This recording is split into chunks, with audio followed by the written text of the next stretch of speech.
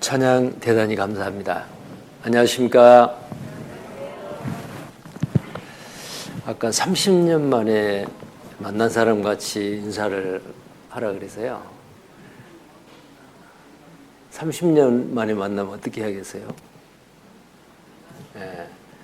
그냥 팔딱팔딱 뛰고 껴안고 그래야겠죠. 근데 코로나 때문에 그러지도 못하고 우리는 어려운 시대에 살고 있습니다. 함께 기도하겠습니다. 거룩하시고 자비로우신 살아계신 우리 하나님 아버지, 천지 만물을 능력의 말씀으로 지으시고 또 이 땅에 하나님의 형상대로 우리 사람을 존귀하게 창조하셔서 지금껏 살아가게 해주신 것 감사를 드립니다. 그러나 이 땅에서의 몇십 년간의 삶뿐만 아니고 영원히 하나님과 함께 서로 사랑하며 살 수 있도록 우리를 구원하시기를 원하신 하나님, 예비해 놓으신 영혼들을 오늘도 말씀 앞에 불러주심을 감사합니다.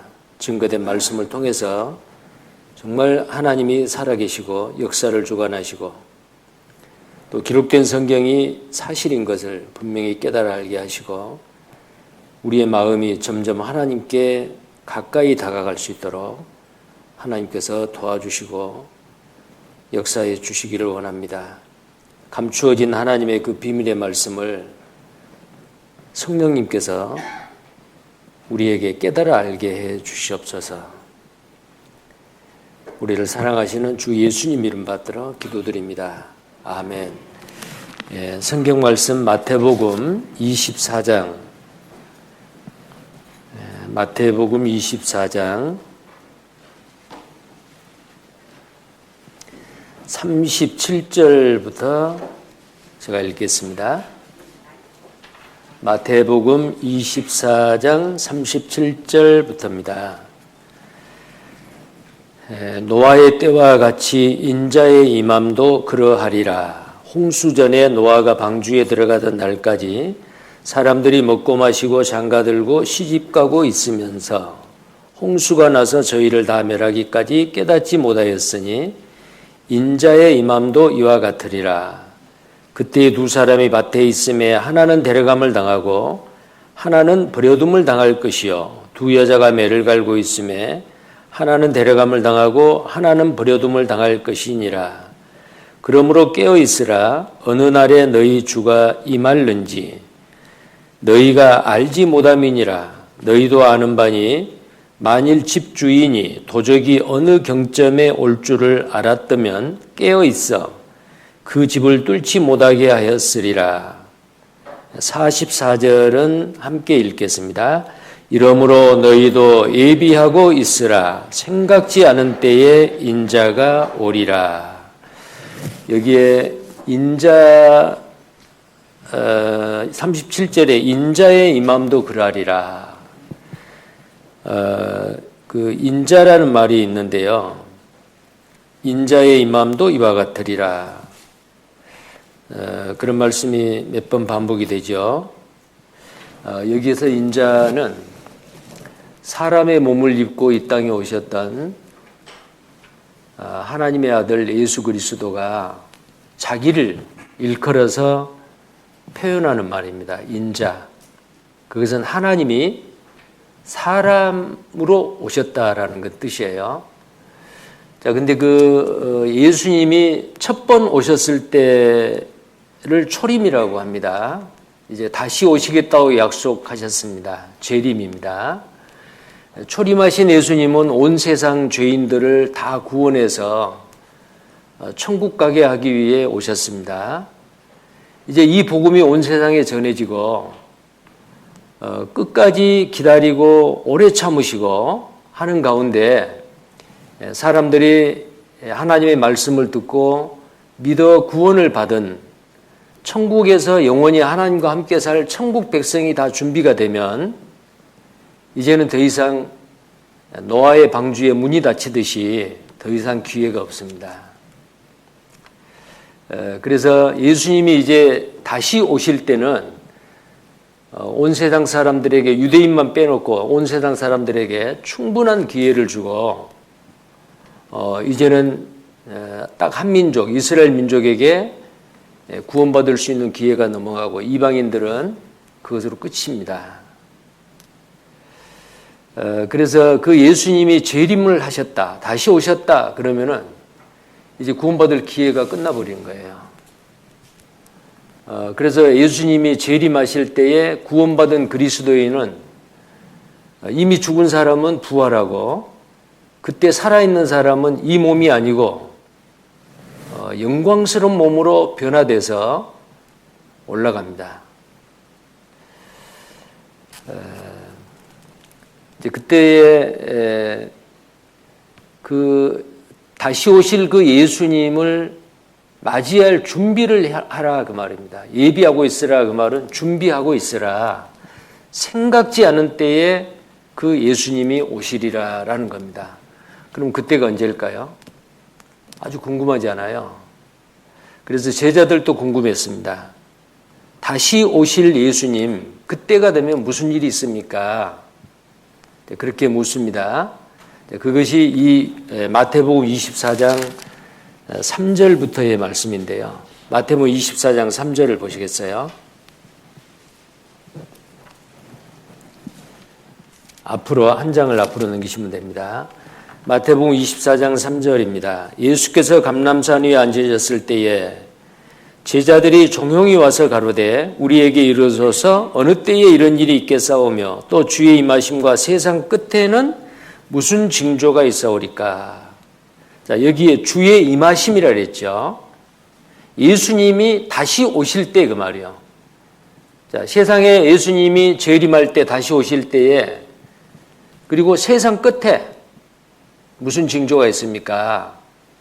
그때 예수님께서 예수님이 다시 재림하시고 마지막 때가 될 때에 이러이러한 징조가 있으리라라고 쭉 이제 4절부터 말씀을 하십니다.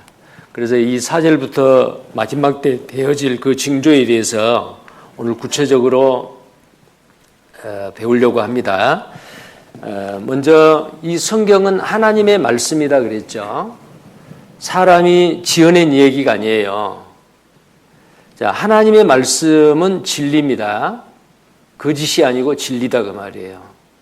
그럼 이 성경 말씀이 하나님의 말씀인데 진리가 되려면은 팩트가 돼야 돼요. 사실이어야 됩니다.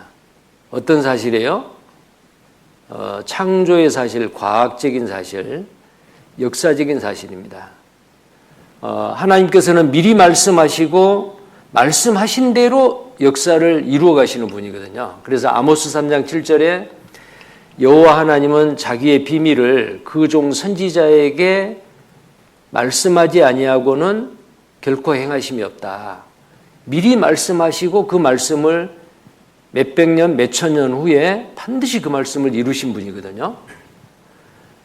그리고 요한복음 14장 29절에 보면은 일이 이루어지기 전에 너희에게 내가 미리 말하는 것은 그 일이 이루어질 때에 너희로 믿게 하려 함이라 그랬어요. 만약에 성경에도 기록이 안 돼 있고 무슨 일이 일어나요? 그러면 이게 우연이 된 거다 그렇게 생각할 거 아니에요. 그래서 하나님은 인류의 역사를 미리 성경에 기록하시고 기록된 그 말씀대로 역사 가운데서 그 예언된 말씀이 성취가 되는 겁니다. 그래서 우리는 이 성경을 배울 때에 성경을 보고 과거의 역사를 보고 성경을 보고 신문을 보고 TV 뉴스를 보고 놀랍게도 성경에 기록된 대로 세상이 되어가고 있는 거예요. 그래서 이 성경은 정말 사실이다라는 것을 우리가 믿을 수가 있는 겁니다. 자, 이 화면의 자료를 보시겠어요? 방금 말씀드린 그 내용입니다. 성경은 진리입니다. 왜냐하면 사실이기 때문에 그렇습니다. 창조적인 사실, 과학적인 사실, 역사적인 사실. 자, 여기까지가 3번까지가 이 땅의 일이에요. 이 땅에서 일어난 일이에요. 그리고 네 번째 영적인 일, 영원한 세계에 대한 것, 그것은 하늘의 일이에요. 이 땅의 일을 만약에 모르면은 영적인 것에 대해서 아무리 들어도 이해할 수가 없어요. 그래서 하나님은 믿을 만한 많은 이 땅의 일을 증거로서 우리에게 말씀해 주시고 우리가 경험하지 않는 영적인 것, 또 앞으로 내세의 영원한 것을 우리의 마음속에 믿어질 수 있도록 하나님이 그렇게 하신다고 말해요. 자, 계속 봅니다. 그래서 성경은 사실이다라는 겁니다. 거짓이 하나도 없어요. 자, 어제 우리는 이스라엘의 환란의 역사에 대해서 배웠습니다. 순종하면 복을 받고 불순종하면 저주받는다 그랬죠. 자, 이스라엘 백성들의 그 적과 끓여오는 가나안 땅이 그들이 불순종하니까 황폐화돼 버렸어요. 사막으로 됐고 이스라엘 민족이 아주 너로 하여금 큰 민족을 만들리라 그랬잖아요. 영향력이 큰 민족. 그런데 이 민족이 이스라엘 민족이 전 세계에 흩어져서 그들이 가는 곳마다 칼이 따랐죠. 전 세계에 흩어져 버렸어요. 자, 그리고 복을 받는다고 했는데 축복을 받는 게 아니고 그들은 가는 곳마다 죽임을 당하고 저주를 받았습니다. 이게 이스라엘 민족의 역사예요. 그러면 이 역사로 끝나느냐? 그렇지 않습니다. 하나님은 이 이스라엘 민족이 다시 회복될 것을 약속으로 해요. 강한 나라가 앞으로 되고 다시 예수님을 믿을 수 있는 기회가 주어진다라고 말씀을 해요. 자, 이 이스라엘 민족이 세상 중앙인 땅, 이 세상 중앙이 지구가 원래 한 덩어리였는데 땅이 그 한 가운데가 바로 이 이스라엘 땅이거든요. 여기서 전 세계로 흩어져 버린 겁니다. 전 세계로. 자, 그런데 이 전 세계에 흩어졌던 이스라엘 사람들이 이제 자기 땅으로 다시 돌아오게 되고 독립이 되고 그러면 이제 이방인들은 구원받을 기회가 점점 줄어들죠. 자, 그때가 언제냐 그 말입니다. 하나님은 그 때를 미리 다 정해 놓으셨어요. 자, 여기 이 도표를 보면은 성경의 시대 구분했죠. 아담 때부터 아브라함 때까지를 양심 시대, 또 아브라함 때부터 예수님까지를 율법 시대 또는 선민 시대. 그리고 예수님이 오셔서 첫 번 오셨을 때부터 다시 오실 때까지 재림할 때까지 이 시대를 은혜 시대, 교회 시대, 이방인 시대라고 합니다.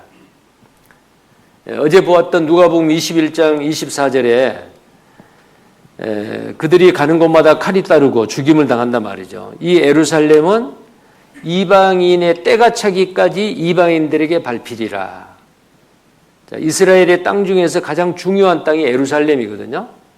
그곳이 바로 솔로몬 성전, 스룹바벨 제2성전, 앞으로 제3성전이 지어질 곳. 그것이 바로 동해 예루살렘의 성전 자리예요. 근데 지금도 아랍 사람들이 그 무슬림, 이슬람교를 믿는 사람들이 그 중요한 땅을 짓밟고 있어요. 유대인들은 한 사람도 그 땅을 올라가지 못해요. 예루살렘을 뺏었지만은. 그래서 지금도 이방인들이 예루살렘을 밟고 있다. 왜 그렇습니까? 이방인의 때가 다 안 찼어요. 그럼 이방인의 때가 다 찬다 그 말은 로마서 11장 25절에 형제들아 이 비밀을 너희가 모르기를 원치 않는다. 알아라 그 말이에요. 무슨 비밀요? 이방인의 충만한 수가 차기까지 이스라엘에 들어는 완악하게 되어 그 후에 온 이스라엘이 구원을 받으리라. 자, 이방인의 충만한 수가 차기까지 유대인들은 예수를 안 믿어요. 언제 믿느냐? 이방인의 충만한 수가 차고 나서 유대인들에게 구원받을 수 있는 기회가 주어질 때 그때 이제 그들이 구원받는 역사가 일어나는데 그때 구원받는 유대인들이 14만 4천이에요. 한국 사람은 한 사람도 포함이 안 됩니다. 유대인만 그렇습니다. 자, 그래서 이때가 바로 이방인의 때, 이방인의 시대라고 말해요. 근데 이방인의 시대가 딱 끝나버리면은 이런 성경 강연에 할 수 없어요. 더 이상 우리에게는 구원받을 수 있는 기회가 없고 이미 구원받은 사람은 변화돼서 올라가 버려요. 그리고 이 땅은 무서운 7년 환란이 도래합니다. 이때에 유대인들이 14만 4천이 구원을 받아요. 그리고 7년 환란 마지막 이 끝 무렵에 이 세상을 불로 심판해 버려요. 어제 우리가 그 불로서 이렇게 심판받는 모습 보았죠. 그제 노아홍수 마지막 때요. 자, 그런데 그 일이 있고 난 다음에 예수님이 지상에 재림하세요. 구원받은 그리스도인과 함께. 그래서 이 땅을 1000년 동안 아담이 실패했던 이 땅에서의 삶을 둘째 아담, 마지막 아담, 예수님께서 이 땅에 오셔서 1000년 동안 이 땅을 다스립니다. 그리고 천년왕국 이후에 아담 때부터 이 천년왕국 마지막 여기까지 이 땅에 왔다가 가는 사람, 또 살고 있는 사람, 구원받은 사람은 영원한 천국, 구원받지 못한 사람은 영원한 지옥으로. 이것이 바로 하나님이 보시는 인류의 역사예요. 하나님은 연대를 정하셨습니다. 하나님이 이미 인류의 역사를 이렇게 시대적으로 다 정해 놓으셨어요. 자, 그 부분을 이제 좀 더 구체적으로 말을 하면은 제가 방금 설명한 그 내용입니다, 이게.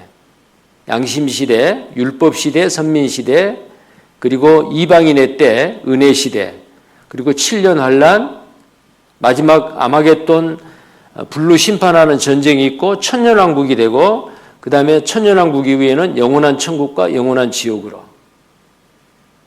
자, 그런데 오늘 방금 읽었던 그 3자 마태복음 24장 3절에 뭐라고 되어 있어요? 주의 임하심과 세상 끝에는 무슨 징조가 있습니까? 라고 물었잖아요. 예수님이 4절부터 대답을 해줘요. 4절에서부터. 이러이러한 징조가 있을 것이다. 많은 징조가 있어요. 많은 사람이 내 이름으로 와서 내가 그리스도라 사람들을 미혹해 해서 지옥으로 끌고 간다. 가짜 예수가 많이 나타날 거다라는 거예요. 그 다음에 처처에 기근과 지진이 있고 그 다음에 누가복음에는 온역이 있을 거다 그랬어요. 처처에 기근과 지진과 온역이 있을 것이다. 전 세계적으로 기근, 지진, 그 다음에 전염병이 있어요. 코로나19가 바로 이 성경에 예언된 대로예요. 자, 그런 내용을 구체적으로 이 자료를 통해서 보겠습니다. 마지막 시대의 징조입니다. 자, 마지막 시대의 징조 예수님에게 물으니까 제자들이 물으니까 예수님이 대답을 해주시는데 주의 임하심과 세상 끝에 무슨 징조가 있습니까? 모른다고 안 했습니다. 그래, 마지막 때가 되면 예수님이 내가 다시 올 때가 되면 이러이러한 일이 있으리라. 자, 그 마지막 때의 징조가 마태복음 24장뿐만 아니고 다른 성경에도 많이 있는데 한 12가지 정도로 이렇게 요약을 할 수가 있어요. 거짓 그리스도 등장, 민족적인 분쟁과 테러, 기근, 지진, 온역. 온역은 전염병입니다. 불법이 성함으로 사랑이 식어지리라. 윤리와 도덕이 타락합니다. 이 복음이 온 세상에 전해집니다. 그제야 끝이 오리라. 그 다음에 하늘의 징조가 있는데 하늘의 징조는 뭐냐면은 하늘에서 별이 떨어져요. 무화과 나무에서 그 아직 익지 않는 무화과 열매가 떨어져요. 그와 마찬가지로 하늘에서 별이 떨어집니다. 운석이 떨어지는 거예요. 그 다음에 지구가 낡아져요. 옷이 낡으면 버리고 새 옷을 사 입잖아요. 이 지구도 낡을 대로 낡았어요. 하늘도 구멍이 뚫리고 바다도 오염이 되고 지금 바다가 깨끗한 것 같지만요. 저 바다 물속에 온갖 플라스틱, 비누로 그 미세한 가루가 전 세계 바다에 다 퍼져 있습니다. 그것을 물고기가 다 먹고 그걸 먹는 물고기를 또 잡아먹고 그래요. 바다도 오염이 되고 공기도 오염이 되고 토질도 오염되고 농약이나 비료, 화학 비료로 인해서 이 토질이 많이 오염됐어요. 지하수는 더 오염됐고요. 지하수를 옛날에 많이 개발했죠. 근데 그걸 관리를 잘 못해가지고 계속 땅 속에 있는 물이 다 오염됐습니다. 지하물은 다 통하게 돼 있거든요. 자, 그래서 지구가 낡아지고 사람이 빨리 왕래한다. 전 세계 어디를 가든지 일일 생활권이 됩니다. 지식이 더한다. 스마트폰 한 개만 가지면은 모든 거 다 알 수가 있어요. 그 다음에 마지막으로 이스라엘이 회복이 되는 겁니다. 그렇게 죽임을 당했던 이스라엘이 나라가 독립이 되고 잘 살게 되고 세계에서 제일 강한 나라가 돼요. 자, 이런 부분에 대해서 이제 구체적으로 보겠는데요. 먼저 첫 번째, 가짜 예수입니다. 여기 보면은 예수께서 대답하여 가라사대 너희가 사람의 미혹을 받지 않도록 주의하라. 많은 사람이 내 이름으로 와서 나는 그리스도라 하여 많은 사람을 미혹해 하리라. 가짜 예수지요. 고린도서 11장 4절에 보면은 이게 진짜 예수님이 아니에요. 다른 예수. 만일 누가 가서 우리의 전파하지 아니한 다른 예수를 전파하거나 혹 너희에 받지 아니한 다른 영을 받게 되거나 혹 너희에 받지 아니한 다른 복음을 받게 할 때에는 너희가 잘 용납하는구나. 다른 예수, 다른 영, 다른 복음이 있어요. 가짜죠. 요즘은 그 진품보다도요 짝퉁이 판을 치는 시대입니다. 자, 한국에 하나님이 20명이요. 이게 가짜 하나님이죠. 내가 하나님이다라는 사람이 20명. 재림예수가 50명이라 그랬죠. 자, 재림예수가 50명입니다. 여기에 재림예수 50명 모두 한국에 있다. 그러면 한국에만 50명이고요. 미국에는 더 많아요.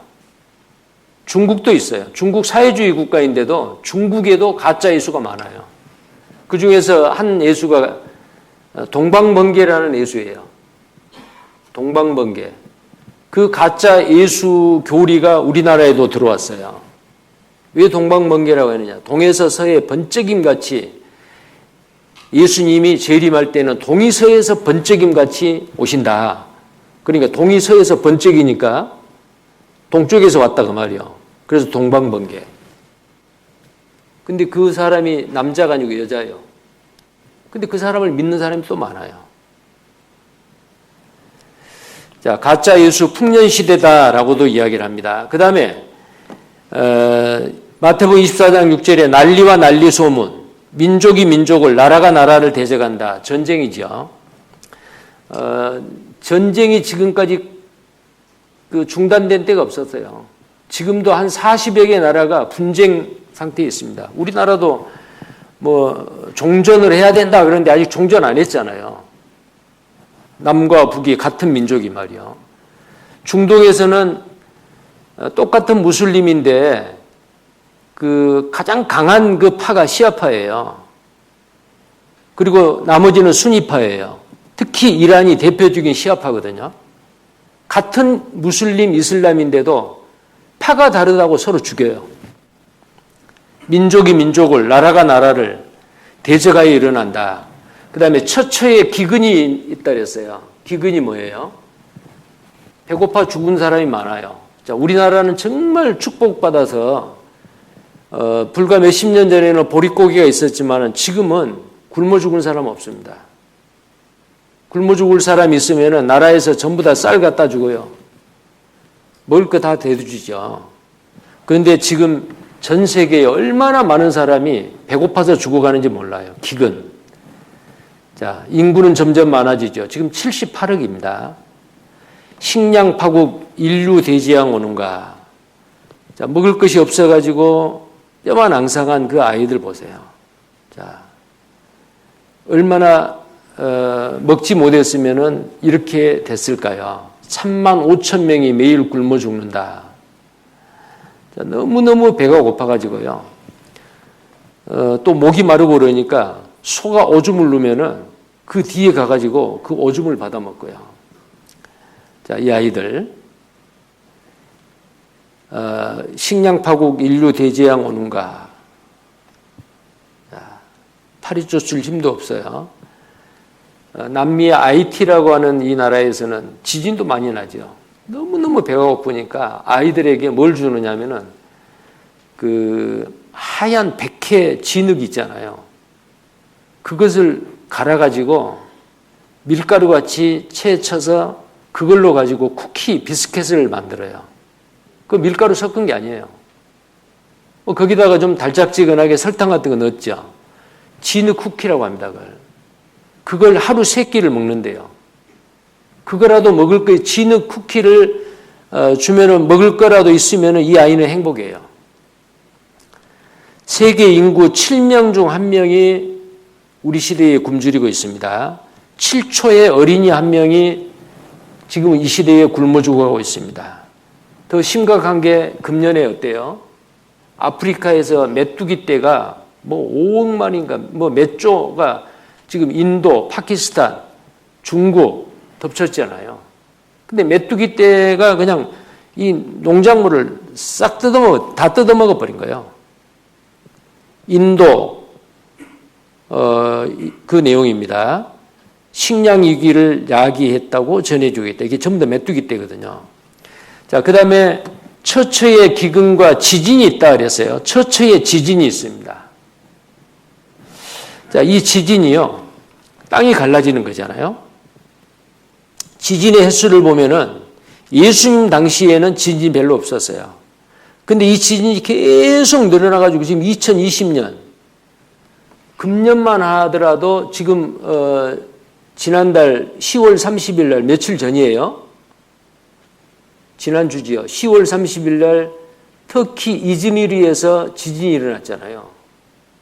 그 에게의 바다에서 지진이 일어났는데 가장 가까운 대도시 약 400만이 살고 있는 이즈미르라고 하는 그 도시에 건물이 빌딩이 한 20채 정도가 무너져 버렸습니다. 지금 사상자가 계속 늘어나고 있어요. 이즈미르가 성경에 어디냐면은 서머나예요. 7교회 중에서 서머나 교회 있잖아요. 폴리가 기념교회가 있는 그 도시인데요. 지금 아주 아비규환입니다. 이 지진이 계속해서 많이 일어나요. 자, 환태평양 불의 골이라고 합니다. Ring of Fire. 이 빨갛게 된 이 부분이 있잖아요. 여기는 다른 어느 지역보다도 지진이 더 많이 일어납니다. 이렇게요. 과거에 인도네시아 지진이 일어났을 때에 수마트라라는 섬이 한반도의 몇 배가 되는데요. 여기 보면 한반도의 2배인가 돼요. 한반도 2배가 되는 이 수마트라 섬이 36m가 제자리에서 이동해 버렸어요. 그런데 36m가 이동이 됐는데 다시 제자리에 안 돌아갑니다. 근데 성경이 뭐라고 되어 있냐면은 요한계시록 6장 14절에 하늘은 종이축이 말리는 것 같이 떠나가고 각 산과 섬이 제자리에서 옮기우매, 산과 섬이 원래 자리에서 이동해 버려요. 왜요? 지진으로 인해서. 이것은 이제 7년 환란 때에 가면은 더 큰 지진이 일어납니다. 근데 하나님이 성경이 사실이라는 것을 믿을 수 있도록 맛보기로 보여주시는 거거든요. 칠레 지진, 남미 칠레라는 그 장어 모양으로 생긴 긴 나라가 있잖아요. 그 칠레 지진이 2010년에 일어났었는데요. 그때 그 칠레 지진 때문에 그 남미가 전부 다 그 남아메리카가 통째로 3m가 서쪽으로 이동해 버렸어요. 그러면 제자리에 왔느냐? 아니요. 산과 섬들이 제자리에서 옮겨질 거다. 성경 예언의 말씀이 그대로 이루어지고 있는 시대에 우리는 살고 있습니다. 자, 지진 아주 무섭죠. 지진으로 말미암아 건물이 무너지고 있는 장면이고요. 지진으로 건물이 무너진데 그 안에 사람이 끼어서 생존한 사람 구출하고 있는 장면이죠.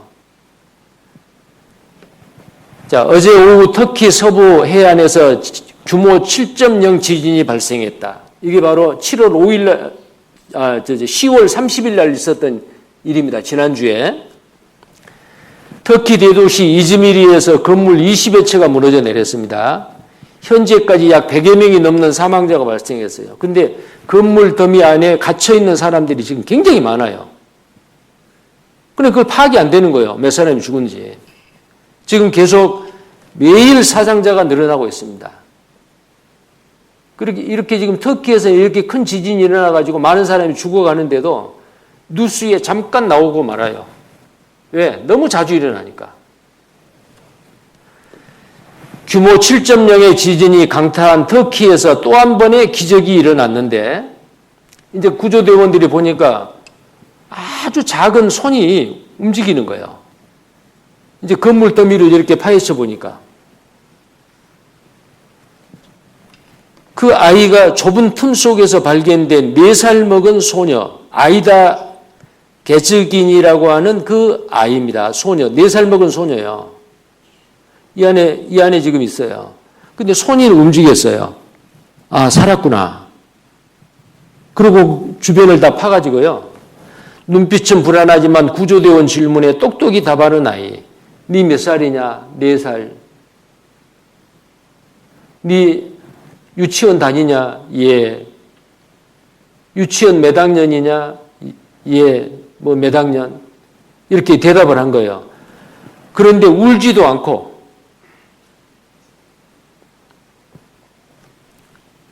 자기를 구조해 주도록 기다려요. 그래서 이 아이를 극적으로 구조해냈습니다. 올해 4살인 아일라 게지긴 양은 건물 잔해 속에서 91시간이나 버텼어요. 91시간. 물도 안 먹고 뭐 아무것도 안 먹고 그러고 살아 있었어요. 그래서 극적으로 구조가 됐어요. 근데 보니까 어떻게 왜 살았느냐. 집에 이제 아파트가 집이 무너지는데 집에 막 흔들리니까 이 애가 어디로 가느냐 하면은 세탁기 뒤로 가는 거예요. 세탁기 뒤에. 그래서 세탁기 뒤에 가가지고 웅크리고 있어서 살아있었어요. 근데 얼마 후에 이 아이가 구조되고 난 다음에 그 건물 이렇게 치워보니까 엄마는 죽어 있어요. 4살 먹은 아이가 엄마는 죽고 자기는 살고 건물에 함께 있었던 이 아이다의 엄마는 몇 시간 후 시신으로 발견됐습니다. 정말 이 지진이요. 우리는 직접 이런 지진을 경험을 안 해봐서 그러죠. 실제로 지진이 일어난 현장에서는 어떻겠어요. 근데 이런 지진이 예수님이 오실 때가 되면은 굉장히 많아진다 그 말이에요. 지금 우리 시대가 바로 예수님이 오실 그런 시대입니다. 그 다음에 처처에 온역이 있다 그랬어요. 누가복음 21장 11절에 처처에 큰 지진과 기근과 온역이 있다. 이 온역이라는 게 전염병입니다. 역병, 온역 그러죠. 자, 바이러스의 공포. 지금 코로나 바이러스 19 때문에 전 세계의 경제가 꽁꽁 얼어붙고 작년 이맘때쯤 돼서 만약에 전도 집회를 했다면 여러분 마스크 다 벗고 있었을 거 아니에요. 지금 1년도 안 됐어요. 다 마스크 써야 돼요. 아주 이 눈에 보이지 않는 이 바이러스가 정말 무섭습니다.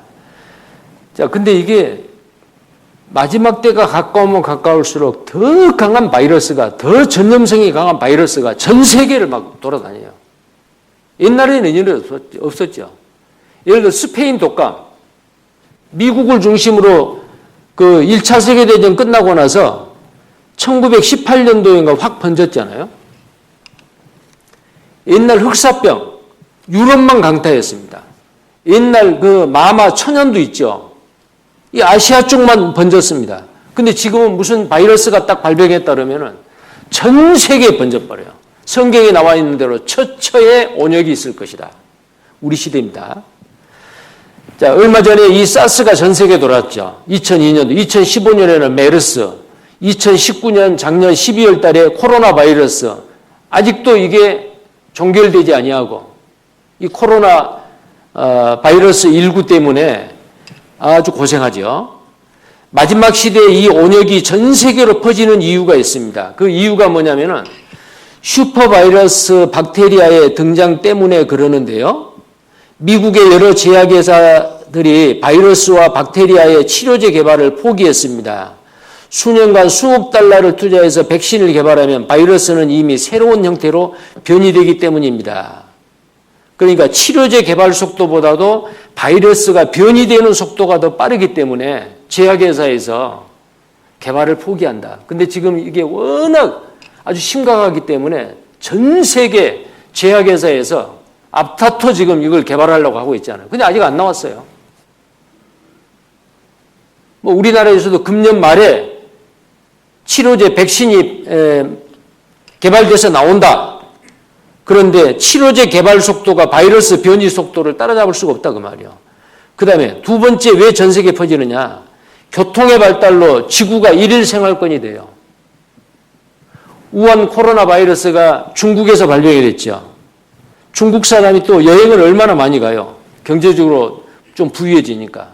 그 바이러스 걸린 사람이 홍콩에 갔다가 또 다른 나라에 비행기 타고 갔다가 전 세계 싹 번져버렸잖아요.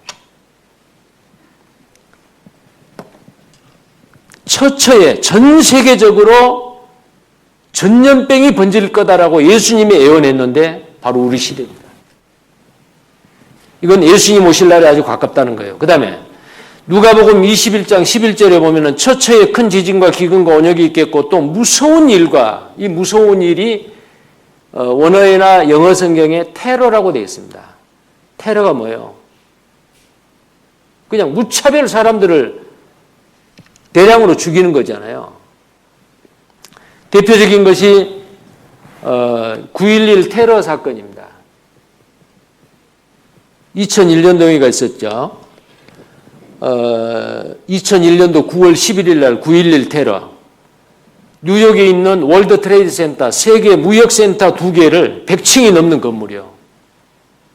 비행기를 납치해가지고 그냥 건물을 충돌한 거예요.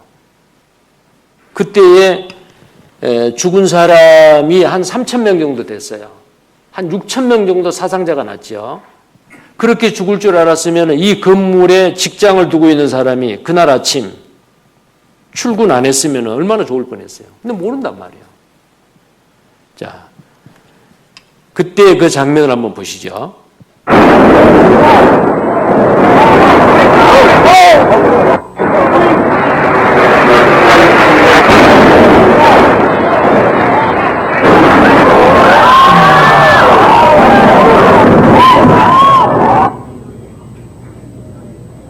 Completely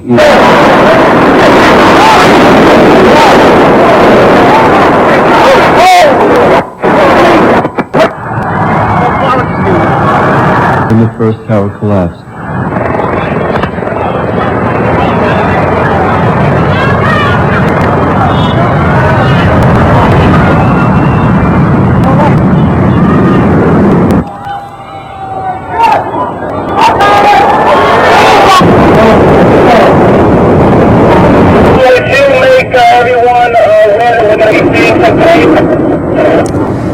자, 이때의 9.11 테러 사건 때요. 건물 106층 거기에서 사람들이 막 뛰어내렸어요. 왜냐하면 유독가스와 그 열 때문에 너무너무 고통스러워가지고 내가 이렇게 불에 타서 죽는 것보다도 뛰어내려서 죽어야겠다. 뛰어내려가지고 106층에서 뛰어내린다고 해서 살겠어요. 살 소망으로 뛰어내린 게 아니고 좀 더 덜 고통스러운 죽음을 선택하기 위해서 뛰어내렸는데 한 200명이 뛰어내렸대요. 그게 카메라에 잡힌 거예요. 너무너무 고통스러워서. 자, 이 테러는 전쟁보다, 재래식 전쟁보다 무섭죠. 뭐 총 쏴고 뭐 대포 쏘고 해가지고 하는 그 전쟁은 어떻게 피할 수가 있잖아요. 근데 이 건물 안에 출근해가지고 일하려고 들어갔던 사람은 어때요? 순식간에 3,000명이 죽어버린 거예요. 자, 이런 무서운 일이 있을 거라고 성경에 예언되어 있습니다. 지구촌 IS 테러, 세계대전이다. IS 17개국에서 1년간 약 1만 명이 살해가 됐습니다. 우리나라도 안전지대가 아닙니다. 테러 안전지대가 아니에요. 자, 여기 보십시오. 테러로 그냥 같은 민족인데도 파가 다르다고, 종교의 파가 다르다고 무차별 죽이는 거예요, 이렇게.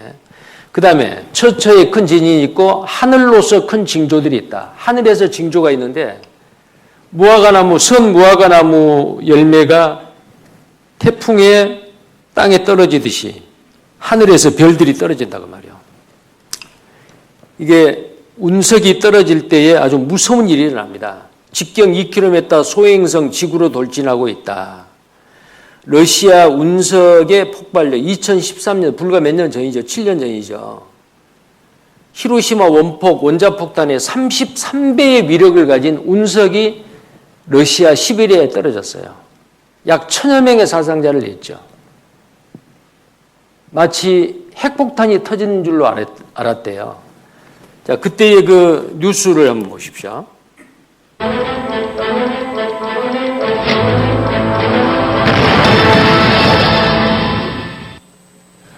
이틀 전 운석으로 1,200여 명이 다친 러시아 현지의 피해는 상상했던 것보다 훨씬 심각했습니다.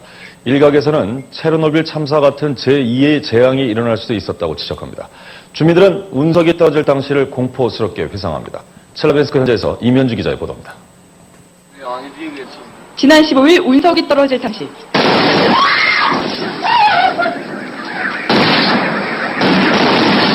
엄청난 굉음에 주민들은 전쟁을 떠올렸습니다. Как будто что-то очень сильно взорвалось. Судя по вспышке, как будто ядерный взрыв. 현지 언론들은 만약에 한국에 운석이 떨어졌다면 핵폭탄으로 인해 3차 세계대전이 났을 것이라고 보도하기도 했습니다. 현장은 처참했습니다. 아이스링크는 처마가 너덜너덜 찢기고 벽 한가운데 커다란 구멍이 뚫려 폐쇄됐습니다. 운석으로 지붕 600평방미터가 사라진 아연 공장. 가까이 가보니 운석의 위력이 실감납니다. 강한 폭발로 30cm 두께의 벽면과 지붕이 힘없이 주저앉으면서 부상자를 소출할 수밖에 없었습니다. 지금까지 부상자는 1,200여 명. 이 남성은 집에서 잠을 자다 운석이 폭발하는 굉음을 들은 뒤 한쪽 귀가 들리지 않게 됐습니다. Там уже не должно быть видно, я его промыл, но на самом деле этим ухом я... 자, 이런 일이 마지막 때가 되면은 비일비재 일어난다 그 말이에요. 하나님이 미리 보여주신 겁니다. 그 다음에 히브리서 1장 10절에 보면은 주여 태초에 주께서 땅에 기초를 두셨으며 하늘도 주의 손으로 지으신 바라 그것들은 멸망할 것이나 그것들이 뭐예요? 하늘과 땅입니다. 오직 주는 영존할 것이요 그것들은 다 옷과 같이 낡아지리라. 그것들은 땅과 하늘입니다. 땅과 하늘이 옷과 같이 낡아진다. 오염된다 그 말이에요. 자, 이대로 가면 종말을 맞는다. 위기의 지구. 지구가 오염이 됐어요. 북극과 남극의 빙하가 녹지요. 이상기온이 일어나죠. 우리의 생태계가 죽어가고 있다. 자, 지구는 점점 낡아져 가고 있습니다. 그 다음에 불법이 성함으로 마태복음 24장 12절에 불법이 성함으로 많은 사람의 사랑이 식어지리라. 자, 정말 사랑해야 될 가족이 서로를 미워하고 그렇습니다. 오직 나밖에 모르는 세상. 말세가 되면은 디모데 후서 3장 1절에 보면은 말세에 자기를 사랑해요. 조급하고 부모를 거역하고 쾌락을 사랑하기를 하나님 사랑하기보다 더하며 남을 사랑 안 합니다. 오직 나밖에 모르는 세상이 된 거예요. 꾸중하는 어머니 살해, 때린다고 남편 살해, 아버지 싫다고 자살, 가정이 흔들리고 있습니다. 가치관 혼란 속에 인륜이 붕괴되고 있습니다. 사랑해야 될 사람들이 서로 미워하고 증오합니다. 용서하지 못합니다. 이해하지 못합니다. 자, 우리 시대가 바로 그렇습니다. 자, 그 다음에 이 천국 복음이 마태복음 24장 14절에 이 천국 복음이 모든 민족에게 증거되기 위하여 온 세상에 전파되리니 그제야 끝이 오리라. 자, 이번 이 성경 강해에도 이 복음이 전해지고 있잖아요. 자, 이런 식으로 여러 지역에서 전 세계에서 이렇게 복음이 전해져요. 이제 이것이 온 세상 사람들에게 전파되니 그제야 끝이 오리라. 지금 이 성경이요. 전 세계에 약 3,324개 언어로 번역이 됐어요. 문자가 있는 언어로는 거의 다 번역이 됐습니다. 왜요? 이 복음을 전해서 나는 한 번도 복음을 들어본 적이 없다. 그래서 지옥 가는 거 나는 억울하다. 그런 사람 없도록. 글을 읽은 사람 글을 읽어볼 수 있도록 그 나라 말로 번역이 되고 들을 수 있는 사람은 듣도록 인터넷이나 방송을 통해서 복음을 전하고 또 직접 사람들을 모셔와서 전하고 자, 이제 이 복음이 이방인의 때가 끝나가기 직전입니다. 자, 그 다음에 다니엘아 마지막 때까지 이 말을 간직하고 간수하고 이거를 봉함하라. 많은 사람이 빨리 왕래하며 지식이 더하리라. 사람들이 빨리 왕래한다. 자, 지금부터 수년 전에는 KTX 없었죠. 비행기를 그렇게 사람들이 많이 탈 수 없었습니다. 근데 요즘은 어때요? 세계 어디든지 하루 만에 다 갈 수 있도록 돼 있어요. 그리고 지식이 더한다. 옛날에는 예를 들어서 뭐 집안에 브리테니카 백과사전 한 질 딱 있으면은 대단했죠. 근데 요즘은 백과사전 집에다 꽂아놓을 필요가 없어요. 여러분 가지고 있는 스마트폰만 가지면 혹시 모르는 거 있으면 어때요? 누구한테 물어봐요? 구글 선생이나 네이버 선생, 네이트 선생, 다운 선생한테 물어보면요. 다 대답해줘요. 온 세상의 그 모든 정보와 지식이 이 스마트폰 안에 다 들어있어요. 지식이 더한다. 지식의 폭발 시대입니다. 자, 그래서 이 마지막 시대에 11번째까지의 이 징조를 간략하게 지금까지 살펴봤습니다. 이제 마지막 가장 확실한 징조가 있어요. 그게 뭐냐면 12번째 이스라엘의 회복입니다. 어제까지 이스라엘이 하나님의 말씀을 믿지 아니하고 불순종함으로 예수 그리스도를 배척함으로 저주받아서 1900년 동안 칼과 기근과 연병이 그들에게 따르고 죽임을 당했잖아요. 근데 이제 그들을 다시 하나님이 회복시킨다 그 말이에요. 그게 바로 무화과 나무인데요.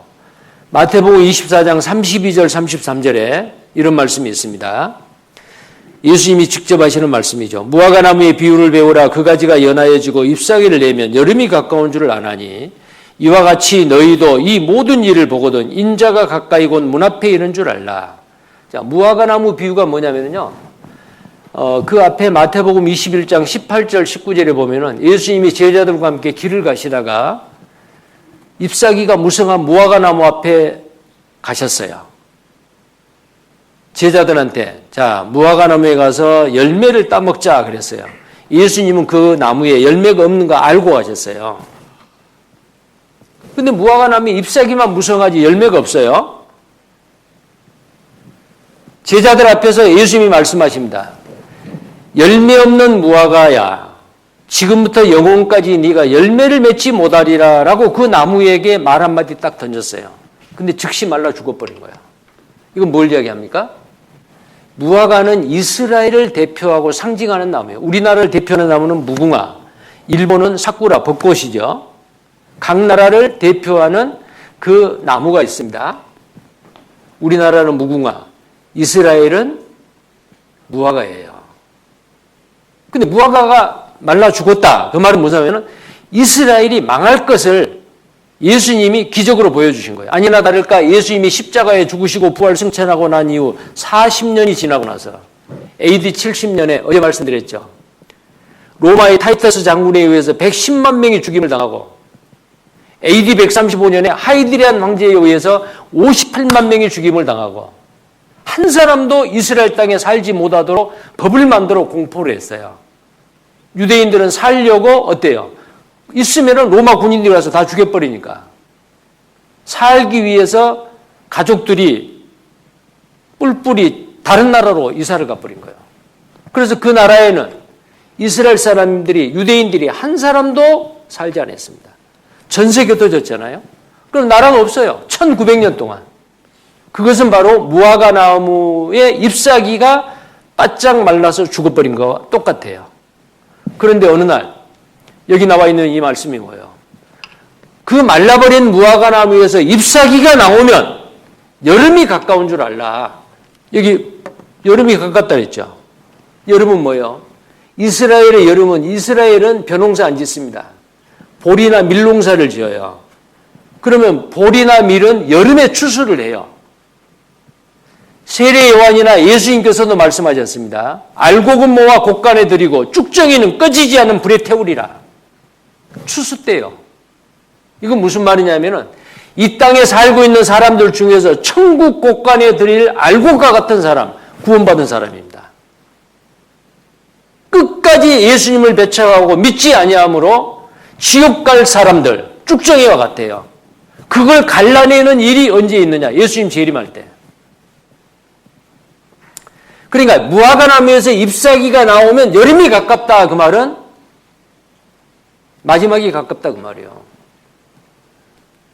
그 다음에 33절에는 뭐라고 되냐면 이와 같이 너희도 이 모든 일을 보거든 인자가 가까이 문 앞에 이른 줄 알. 이 모든 일은 뭐냐면은 무화과 나무에서 잎사귀가 나오는 그 일하고 마태복음 24장 4절부터 있는 많은 사람이 내 이름으로 와서 사람들을 미혹게 하리라. 가짜 예수가 나타나고 기근과 지진과 그 다음에 전염병이 있고 복음이 전해지고 사랑이 식어지고 이런 징조 말입니다.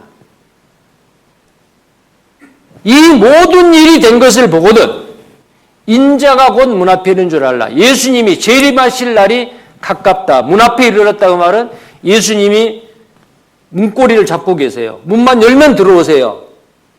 얼마나 가깝겠어요. 우리가 살고 있는 시대가 예수님이 이 세상을 심판하러 오시고 구원받은 그리스도를 안전한 곳으로 데리고 가기 위해서 예수님이 오실 날이 너무나도 가까운 시대에 우리는 살고 있습니다. 이 코로나19로 인해서 예수님이 오실 날이 더 가깝다는 것을 우리는 실감하고 있습니다. 자, 계속 봅니다. 자, 이 무화과지요. 무화과 나무입니다. 무화과 나무는 바로 이스라엘을 나타냅니다. 자, 무화과 나무가 이스라엘이고 가지나 잎사귀는 그 나라가 죽어버린 무화과 나무에서 잎사귀가 나왔다 그 말은 나라가 독립이 되고 점점 나라가 강한 나라가 된다. 여름은 뭐예요? 예수님이 재림하실 때요. 타작됩니다. 추수 때요. 자, 이스라엘이 이렇게 회복이 될 것을 이미 지금부터 2600년 전에 에레미야 선지자를 통해서 이렇게 말씀하셨습니다. 에레미야 31장 35절에 나 여호와는 해를 낮에 빛으로 주었고 달과 별들을 밤의 빛으로 규정하였고 바다를 격동시켜 그 파도로 소리치게 하나니 내 이름은 만군의 여호와니라. 내가 말하노라. 이 규정이 내 앞에서 패할진대 이스라엘 자손도 내 앞에서 패함을 입어 영영이 나라가 되지 못하리라. 이건 무슨 말이냐면요, 해와 달과 별이 하늘에 있죠. 아침에 해가 동쪽에서 떠서 서쪽으로 지지요. 별도 있고 달도 있습니다. 그 다음에 바다에 가면은 바닷물이 항상 잔잔한 게 아니요. 파도가 칠 때도 있고 잔잔할 때도 있고. 그러면 해와 달과 별이 있고 바다에 파도가 친다. 그런 일이 계속 반복되어진다면은 이스라엘 나라는 반드시 나라가 된다. 근데 해와 달과 별이 없어지고 바다에 파도가 치지 않는다면은 이스라엘 나라는 영영이 나라가 되지 못한다. 근데 해와 달과 별이 있죠. 바다에 파도가 치지요. 그러면 이스라엘 나라는 반드시 나라로 독립이 된다고 말이에요. 이 예언의 말씀대로 우리 시대에 이스라엘이 독립이 됐어요. 자, 이스라엘을 왜 회복시키느냐? 이유가 있습니다. 하나님의 거룩한 이름을 위하여 살아계신 하나님, 그들은 여호와 증인입니다. 이스라엘에게 구원의 기회를 주기 위해서 반드시 이스라엘 나라를 회복시키십니다. 자, 하나님은 애언하시고 성취하신 분이요. 구약시대 때, 에스겔 시대에 이스라엘 회복할 것을 예언했습니다. 땅이 회복이 되고 민족이 회복이 되고 그들이 흩어진 땅에서 다시 돌아올 것을 약속을 했어요. 1948년 5월 14일 날 독립이 됐는데 무화과 나무에서 잎사귀가 나오는 것이 이때에 성취가 된 겁니다. 자, 여기 보시면은 멸망했던 이스라엘이 독립하고 황폐했던 땅이 옥토가 되고 전 세계에 흩어졌던 이스라엘이 돌아옵니다. 칼이 따라서 죽임을 당했던 이스라엘이 이제는 다시는 죽임을 당하지 않냐고 세계에서 제일 강한 민족이 돼요. 그때가 언제였습니까? 1948년이요. 그들이 나라가 망하고 무화과 잎사귀가 말라져 버리는 그때가 70년이었는데 AD 70년부터 1948년까지 여기에 이 표에 있는 이런 나라들이 강대한 나라거든요. 이 강대국이 이스라엘 땅을 차지하고 다스렸어요. 가장 마지막에 영국입니다. 영국이 팔레스타인 땅을 위임 통치했는데 영국이 이스라엘에 나라를 세울 수 있도록 허락을 한 거예요. 그래서 초대 수상 벤구리온이 영국에서 돌아왔어요. 그분이 바로 초대 수상입니다. 이스라엘에. 지금도 이스라엘 텔아비브 가면은 국제공항이 하나 있어요. 그 공항이 벤구리온 공항이요. 초대 수상 이름입니다. 자, 이스라엘이 회복이 된 것. 황무지로 변해버렸던 이 땅이 에덴 동산과 같이 지금은 이렇게 회복이 되었습니다. 자, 에스겔 37장에 에스겔 선지자에게 환상을 보여줘요. 마른 뼈다귀를 보여줍니다. 그러면서 하는 말이 이 뼈들이 살겠느냐라고 물었어요. 에스겔 37장 1절 2절에 여호와께서 권능으로 내게 임하시고 그 신으로 나를 데리고 가서 골짜기 가운데 두셨는데 거기 뼈가 가득하더라. 나를 그 뼈 사방으로 지나게 하시기로 본즉 그 골짜기 지면에 뼈가 심이 많고 아주 많았더라. 골짜기에 뼈들이 아주 많았어요. 이것은 이스라엘이 1900년 동안 가는 곳마다 죽임을 당할 것을 이제 나타내는데요. 이 뼈들이 살겠느냐 그 말이요. 에스겔 37장 3절에 살겠느냐? 에스겔이 대답하기를 주 여호와여 주께서 하시나이다. 하나님이 아시지 내가 어떻게 합니까? 이 뼈들이 어떻게 살겠습니까? 하나님이라면은 뭐 살리시겠죠. 그 말이에요. 그러니까 하나님이 에스겔 선지자에게 인자야 이 뼈들이 살겠느냐 하시고 이렇게 말하라 그랬어요. 하나님의 말씀을 대언하라. 주 여호와의 말씀에 생기야 사방에서 붙어서 이 사망을 당한 자에게 불어서 살게 하라. 이 에스겔이 그렇게 외쳤습니다. 자, 그렇게 외치니까 하나님이 시킨 대로 하니까 이 마른 뼈다귀들이 벌떡 일어난 거예요. 이렇게 살아서. 이 마른 뼈다귀들이 한 뼈만 일어나 인자야 이 뼈들이 능히 살겠느냐. 일어나라 외쳐라. 그러니까 뼈들이 벌떡 일어나가지고 이렇게 살아난 겁니다. 그래서 이들이 살이 오르고 그래서 이 뼈들은 바로 누구를 이야기하느냐. 이 뼈들은 이스라엘 온 족속이라. 죽은 줄 알았던 이스라엘이 벌떡 일어나가지고 나라를 세우고 전 세계에서 강한 민족이 될 것을 이야기를 하는 겁니다. 자, 그들이 곧 일어나서 서는데 극히 큰 군대더라. 이 극히 큰 군대가 누구냐면은 이스라엘 온 족속이라. 이게 예언입니다. 지금 그렇게 됐어요. 마른 뼈다귀 같은 이스라엘 사람들이 전 세계 흩어져서 다 죽은 줄 알았는데 남겨져 있는 사람, 살아있는 사람이 자기 땅으로 돌아와서 나라를 세우는 거예요. 하나님이 도와주신 거죠. 그래서 1948년 5월 14일 텔아비브의 한 미술관에서요. 초대 수상 벤구리온이 독립선언을 낭독하고 있습니다. 우리는 이 팔레스타인 땅에 이스라엘이라는 국가를 건설한다. 근데 그 땅에 살고 있는 아랍 사람들은 라디오 방송을 통해서 알았어요. 그 다음날 전쟁이 일어났죠. 1948년 5월 15일. 그게 바로 1차 중동전쟁입니다. 1956년 2차 중동전쟁. 1967년 3차. 1973년 4차 중동전쟁. 계속해서 이스라엘과 아랍이 전쟁이 일어나지만 이스라엘을 당해내지 못합니다. 왜요? 그 배후에는 하나님이 계셔요. 자, 여기가 바로 지금도 텔아비브에 가면은 이 장소가 있습니다. 굉장히 중요한 장소죠. 독립을 선언했던 장소. 그대로 보존해 놨어요. 자, 근데 이 이스라엘이 전 세계 사람들은 생각지도 못했는데 하루 만에 나라가 딱 생겨버려요. 그래서 이사야 66장 8절 9절에 예언되어 있는 말씀입니다. 이러한 일을 들은 자가 누구이며 이러한 일을 본 자가 누구이냐. 나라가 어찌 하루에 생기겠으며 하루 만에 어떻게 나라가 생기겠냐 그 말이요. 그런데 하나님은 그렇게 하셔요. 민족이 어찌 순식간에 나겠느냐. 그러나 시온은 구루하는 즉시에 그 자민을 순산하였도다. 여호와께서 가라사대 내가 임산케 하였은즉 해산케 아니하겠느냐. 내 하나님이 가라사대 나는 해산케 하는 자인즉 어찌 태를 닫겠느냐. 하나님이 이스라엘이라는 민족, 이스라엘이라는 나라를 하루 만에 하나님의 능력으로 태어나게 한 거예요.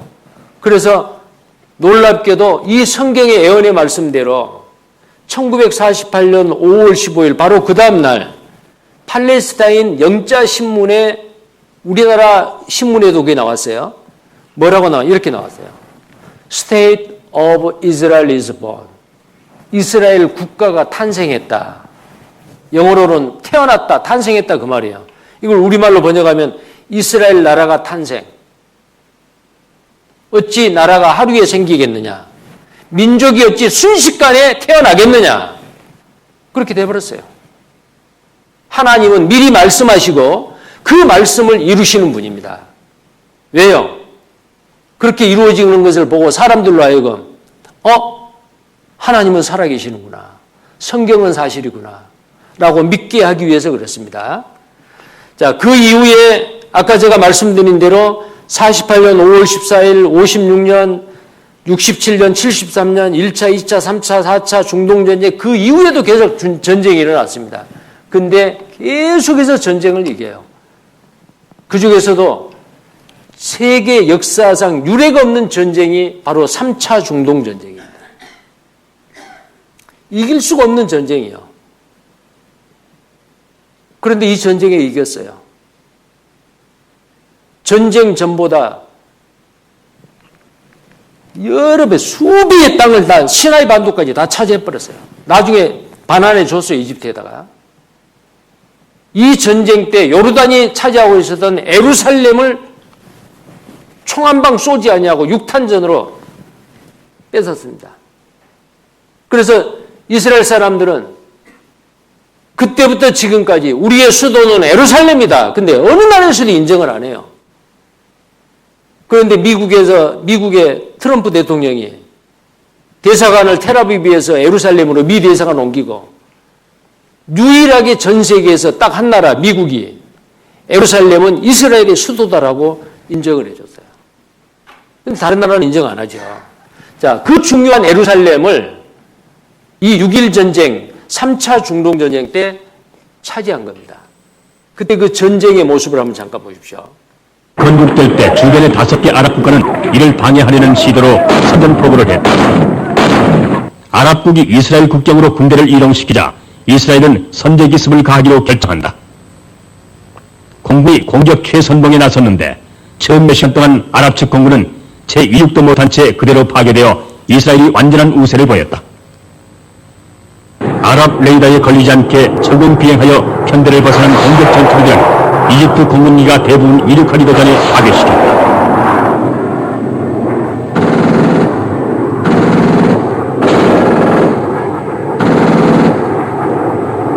이스라엘의 동시 공격으로 총 19개의 이집트 공군기지가 기능을 상실했고 400여 대가 넘는 전투기가 파괴되었다.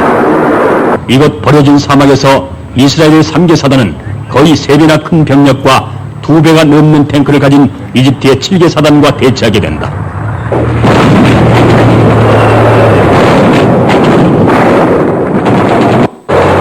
탱크전에 이어 치열한 백병전이 펼쳐졌고 주요 도시가 전쟁 발발 첫날 해가 지기도 전에 함락되었다. 이집트의 7개 사단 7만여 병력은 전멸되었으며 이 전투는 세계적으로 유명해졌다. 다시 한번 이스라엘의 잠재 화력이 위력을 발휘했다. 후세인 왕은 패배를 시인했다. 이번 전투에서는 거의 전적으로 공중으로부터 공격을 받았습니다. 국민 모두에게 사과를 드립니다. 자, 요르단 국왕 후세인이 항복을 했죠. 전 세계 누구도 이 전쟁에서 이스라엘이 이길 거라고는 생각을 못했어요. 근데 이스라엘이 승리를 했습니다. 예루살렘을 찾았습니다. 시나이 반도를 다 뺏었습니다. 아랍의 제공권을 공중에 비행기를 하나도 못 뜨게 활주로를 다 부숴버렸습니다. 이스라엘의 배후에는 하나님이 계십니다. 이제는 이스라엘이 심판을 받고 저주받는 것이 끝나고 이제 하나님은 다시 회복을 해서 하나님의 살아계심을 이스라엘 민족을 통해서 나타내시는 거예요. 자, 여호수아 23장에 보면 이스라엘 한 사람이 1000명을 당할 거라고 예언된 말씀이 있어요. 자, 여기 보시면 여호수아 23장 10절에 너희 중 한 사람이 1000명을 쫓으리니 이는 너희 하나님 여호와 그가 너희에게 말씀하신 것 같이 너희를 위하여 싸우심이라. 한 사람이 1000명을 당한다 그랬죠. 어느 나라 군인이 상대방의 그 군인 1000명을 당하겠어요. 근데 지금 이 말이 지금까지 이스라엘 전쟁사에서도 그렇고 지금도 그렇습니다. 불과 몇 년 전에요. 아랍 포로하고 이스라엘 포로를 바꾸는데요. 이스라엘 상병이라고 하는 이 살리트 상병, 아주 젊은 상병이죠. 이 한 사람을 데려오기 위해서 장교들, 그 아랍 사람들 전쟁하다가 포로로 잡아서 지금 이스라엘에 포로로 잡아놓은 사람들 있잖아요. 그 상병 한 사람을 데려오기 위해서 1027명을 내주는 거예요. 1대 1000이죠. 성경대로예요. 이스라엘 샬리트 상병을 구하기 위해서 적군 1027명을 내주고 데려온 거예요. 그때 그 뉴스도 한번 보세요. 이스라엘과 하마스가 합의한 대규모 포로 맞교환 작업이 본격화됐습니다. 이스라엘이 병사 1명을 받고 포로 1000여 명을 내주는 건데 글쎄요, 논란도 끊이지 않을 전망입니다. 신상호 기자가 보도합니다. 이스라엘 병사 1명과 팔레스타인 재소자 1027명을 맞바꾸는 작업이 시작됐습니다. 1차적으로 이스라엘에 수감 중인 팔레스타인 재소자 477명이 석방됩니다. 이를 위해 이스라엘은 남부지역 여러 교도소에서 팔레스타인 재소자의 이송을 시작했습니다. 팔레스타인 수감자 가족들은 벌써 기대에 부푼 모습입니다.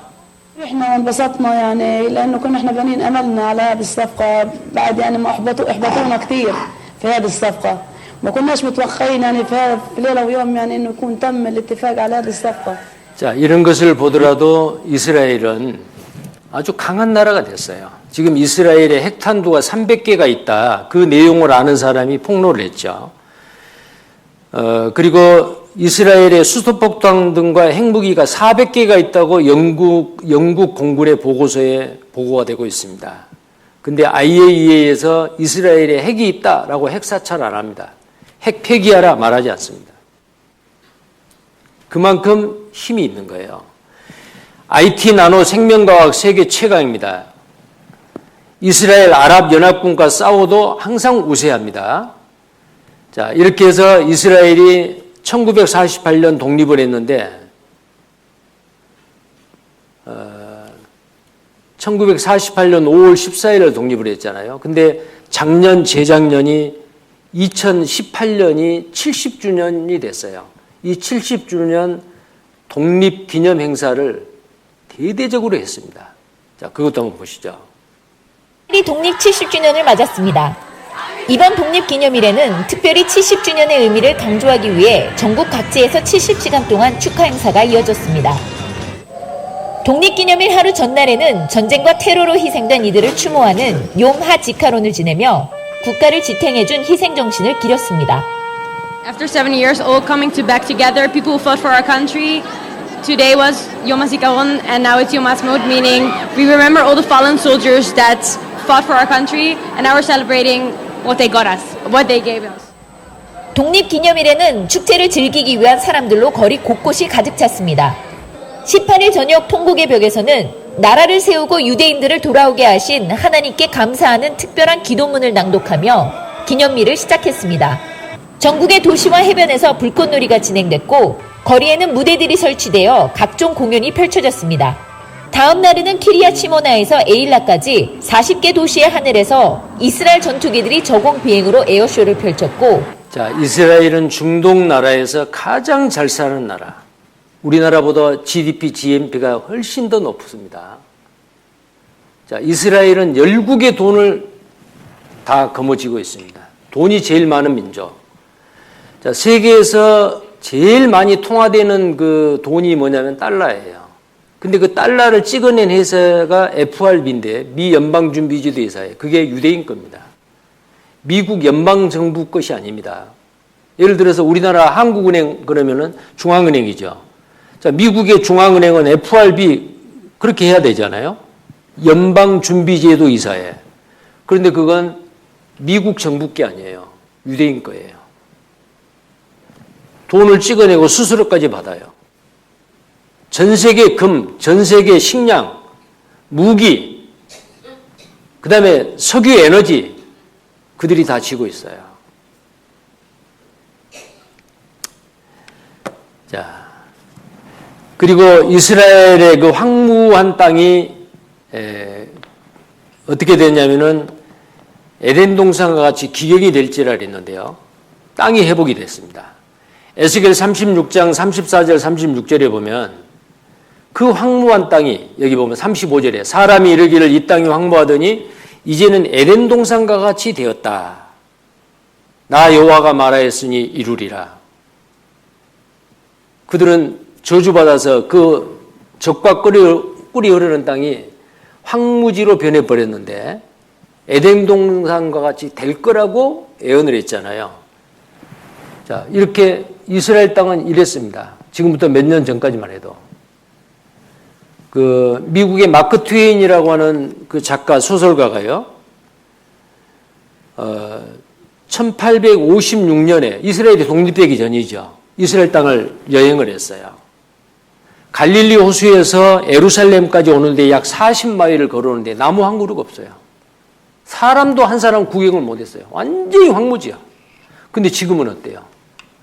지금은 완전히 달라졌어요. 이렇게 황무지였던 이 땅을 유대인들이 돌아와서 개간을 하고 스프링클러로 농사를 짓고 에덴 동산과 같이 되었습니다. 이건 옛날 이렇게 지금과 같이 농사를 지을 만한 땅이 아니에요. 황무지요. 그런데 이 땅을 개간을 해서 농사를 짓고 빈 땅에 건축을 하고 이렇게 합니다. 자, 빈 땅에 건축하리라. 무너진 성읍들의 성벽과 거민이 있다리니. 자, 옛날에는 이런 땅인데 지금은 이렇게 도시가 건설되어 있고요. 비어있는 땅이죠. 빈 땅에 건축하리라. 빈 땅에. 자, 흑백은 옛날의 모습이고 칼라는 오늘날의 모습입니다. 자, 그 이스라엘의 황무한 땅이 오늘날 에덴 동산같이 된 그 모습을 영상으로도 하나 보겠습니다.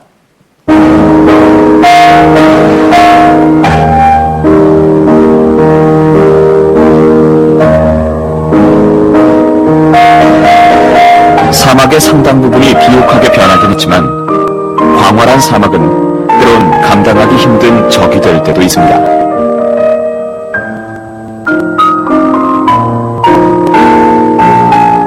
이 땅을 개간한 사람들의 엄청난 육체노동과 더불어 놀라운 관계 시스템이 또 하나의 기적을 이룩한 것이죠. 멀리 떨어진 사막을 초록빛으로 바꿔놓았으니까요.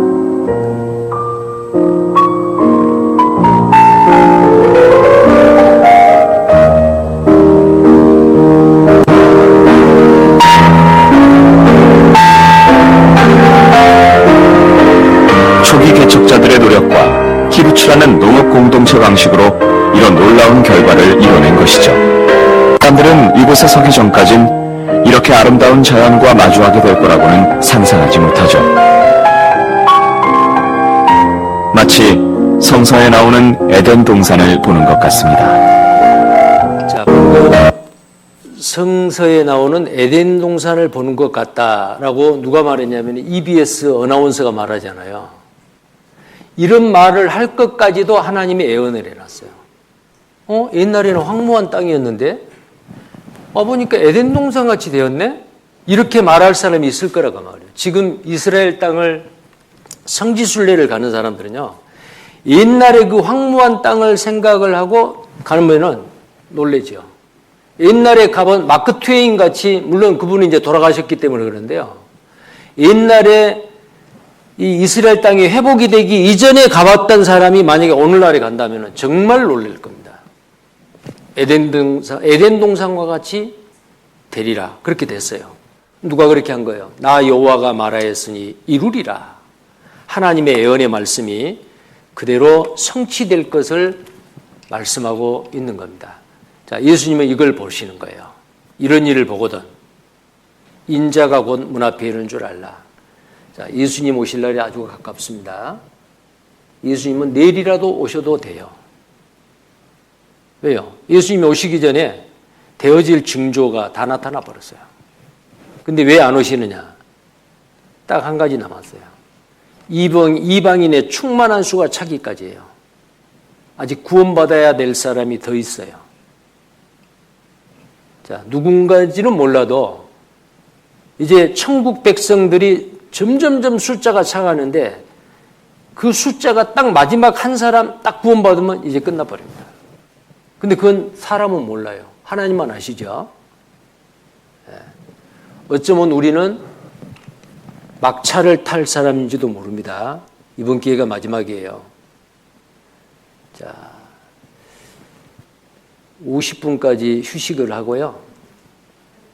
또 계속해서 배우도록 하겠습니다. 오늘 좀 짧네요.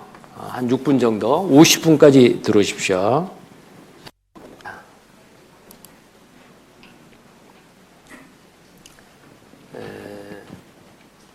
마태복음 24장, 아까 보았던 것인데요.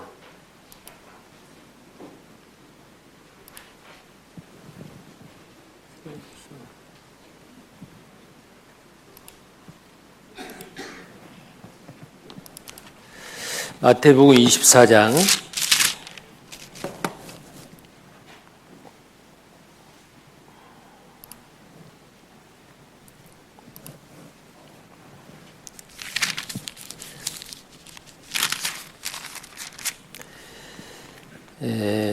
40절을 보시겠습니다. 마태복음 24장 40절.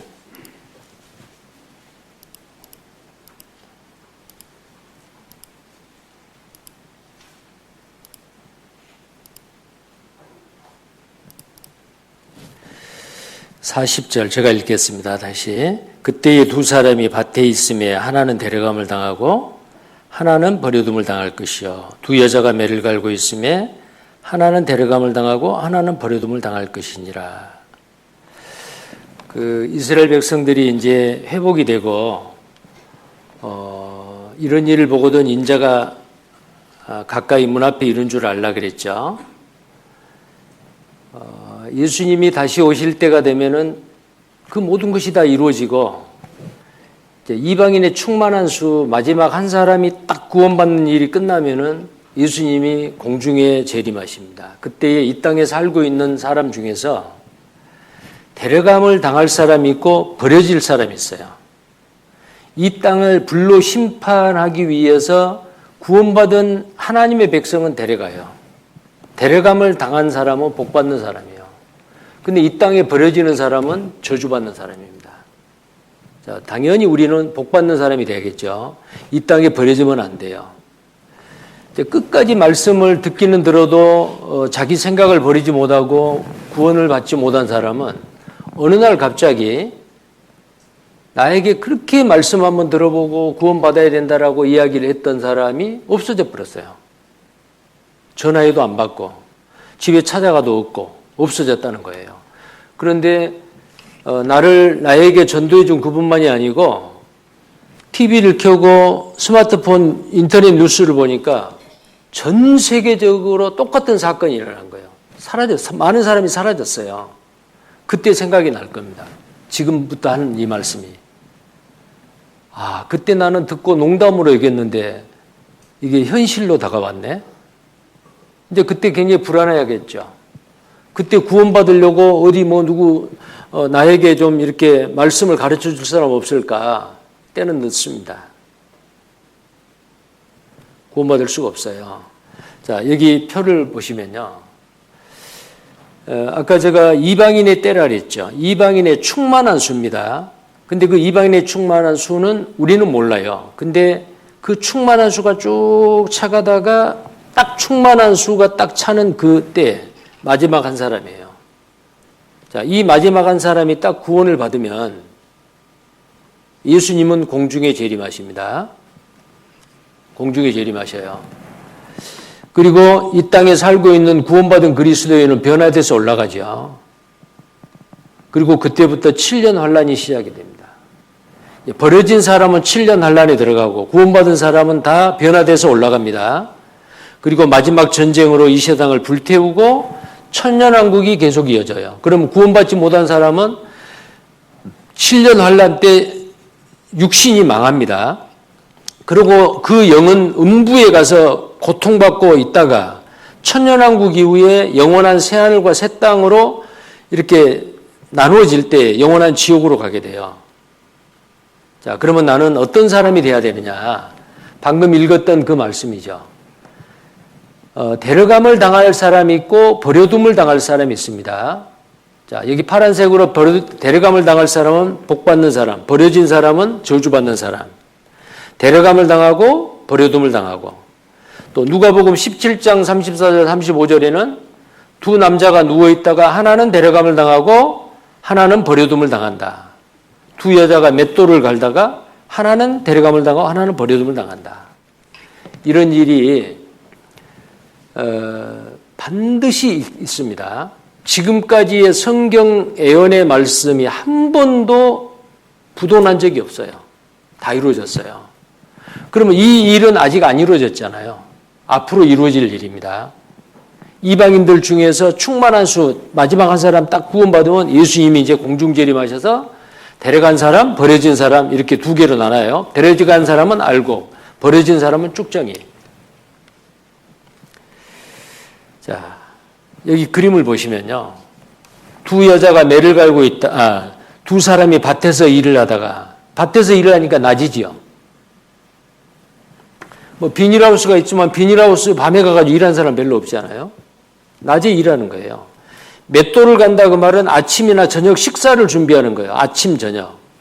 또 여기는 두 사람이 잠을 자요. 두 사람이 함께 잠을 자는 것은 아주 가까운 사이죠. 부부간에 잠을 잘 수도 있고. 그래서 누가복음 아까 거기에 두 남자가 그랬는데 우리말로는 남자라고 번역이 되어 있지만은 원래는 사람입니다. 두 사람이 잠을 자다가 한 사람은 데려감을 당하고 한 사람은 버려진다. 그러니까 부부간에 예를 들어서 아내가 진리를 깨달아 구원을 받았어요. 남편한테 그렇게 전도하려고 말씀 한번 들어봅시다. 이번에 한번 들어봅시다. 바빠서 나중에 들을게. 그러면서 자꾸 미뤘어요. 그러다 어느 날 주님이 오셨어요. 그러면 남편은 두 부부가 같은 침대에서 잠자다가 아내는 데려감을 당하고 남편은 버려져 버려요. 또 반대가 된 경우도 있죠. 남편이 구원받았는데 아내가 구원을 못 받으면 아내는 버려지고 남편은 데려감을 당하고. 자, 이런 일이 전 세계적으로 일어난다고 말이에요. 여기 그림을 한번 보셔요. 아주 재밌는 그림인데요. 예수님이 공중재림하셨어요. 그랬더니 같이 일하다가 한 사람 없어져 버렸죠. 맷돌 갈다가 한 사람 없어졌죠. 잠을 자다가 아내가 사라졌죠. 아주 순식간에 되어질 일입니다. 자, 이런 내용이 성경에 몇 군데가 나와요. 데살로니가전서 4장 16절 17절에 주께서 호령과 천사장의 소리와 하나님의 나팔로 친히 하늘로 쫓아 강림하시리니 그리스도 안에서 죽은 자들이 먼저 일어나고. 그리스도 안에서 죽은 자다 그 말은 구원을 받고 이미 세상을 떠난 분이 있잖아요. 소천하신 분.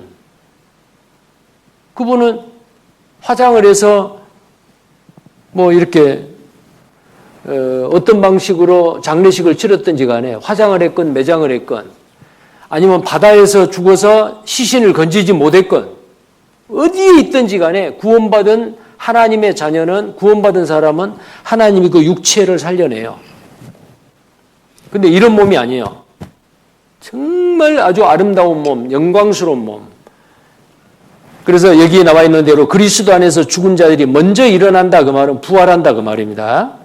그 후에 우리 살아남은 자도 저희와 함께 구름 속으로 끌어올려. 살아남은 자가 뭐냐면 예수님 공중재림할 때에 그때 그 시대에 살고 있는 사람. 그 사람은 어때요? 우리 살아남은 자도 저희와 함께 구름 속으로 끌어올려 그랬어요. 근데 이런 몸 이대로가 아닙니다. 이 옷 이대로 입고 있는 게 아니에요. 하나님이 입혀주시는 아름다운 빛의 옷을 입고 영광스러운 몸으로 변화돼서. 그래서 고린도전서 15장 51절에는 순식간에 호련히 변화하리라. 자, 이 사건이 전 지구에서 어떤 곳에는 밤에, 어떤 곳에는 낮에, 어떤 곳에는 아침과 저녁에 지구가 둥글기 때문에. 자, 그래서 고린도전서 15장 51절에 보라 내가 너희에게 비밀을 말하노니 우리가 다 잠잘 것이 아니요 마지막 나팔에 순식간에 호련히 다 변화하리니 나팔 소리가 나며 죽은 자들이 썩지 아니할 것으로 다시 살고 우리도 변화하리라. 자, 이런 모습이 아니란 말이에요. 빌립보서 3장 21절에는 그가 예수님이 만물을 자기에게 복종케 하실 수 있는 자의 역사로 우리 낮은 몸을, 이 우리는 누구냐면은 구원받은 하나님의 자녀들입니다.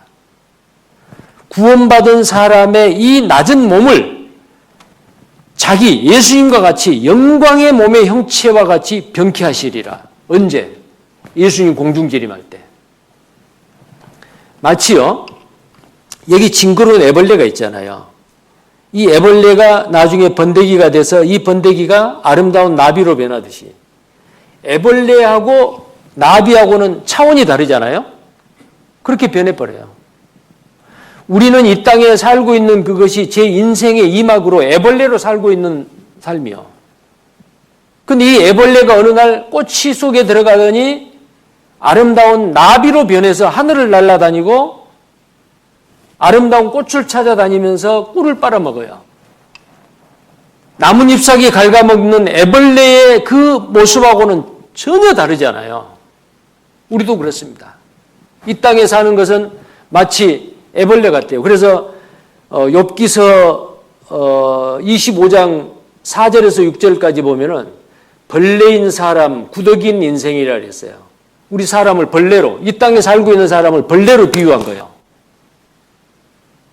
근데 이 벌레인 사람이 나중에 나비나 매미나 잠자리와 같이 아름다운 모습으로 변화됩니다. 구원받은 사람만 그래요. 이 땅에 살고 있는 사람 중에서 참으로 영생 없고 구원받은 사람은 인생의 제 산막에서 아름다운 모습으로 변화돼서 하나님과 함께 영원히 살게 됩니다. 자, 여기 이 그림을 보시면은 아까 그 애벌레하고 이 나비하고는 전혀 다르죠. 아름다운 모습으로. 자, 그런데 하늘을 나르는 동물은 크게 두 종류입니다. 곤충하고 새 종류예요. 근데 곤충이나 새는 반드시 이렇게 변화가 돼야 돼요. 예를 들어서 새가 알을 낳았어요. 첫 번 낳았죠. 근데 그 알이 부화가 돼야 되잖아요. 부화가 두 번 나요. 그리고 이것이 두 번 나고 난 다음에 어느 일정한 기간이 지나고 난 다음에 날갯짓을 하더니 하늘로 훅 날라요. 사람도 마찬가지요. 이 세상에 한 번 나서는 안 돼요. 두 번 나야 돼요. 거듭나야 돼요. 죽어있는 영혼이 살아나야 돼요. 하나님과 단절되어 있는 영이 하나님과 연결이 돼야 돼요. 이런 사람은 살다가 어느 날 예수님이 오시면은 새가 하늘을 날듯이 날라요. 왜? 두 번 낳기 때문에. 자, 여기에 이 알이 새가 한 번 낳잖아요. 이거 두 번 낳아야 돼요. 이렇게 낳아야 돼요. 두 번 난 이 새가 나중에 어느 한 순간에 착 하늘을 나르죠. 우리도 그렇습니다. 자, 그래서 여러분 거듭나셔야 됩니다. 가장 중요한 것은 노후 대책을 얼마나 잘했느냐, 건강관리를 얼마나 잘했느냐, 그것도 중요하지요.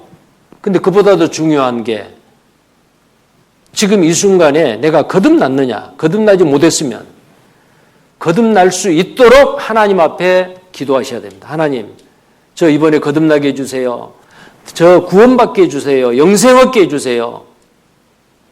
기도하시고 끝까지 말씀을 잘 들으셔야 돼요. 어느 교회 목사님이 기도에 설교를 합니다. 여러분 거듭나셔야 돼요. 오늘 밤에라도 예수님이 오실 수 있어요. 내일이라도 오실 수 있어요. 만약에 오시면은 구원받은 사람은 변화돼서 올라가요. 근데 이 말씀을 농담으로 여기고 믿지 않는 사람은 이 교회당에 남게 돼요. 그렇게 설교를 하는 거예요.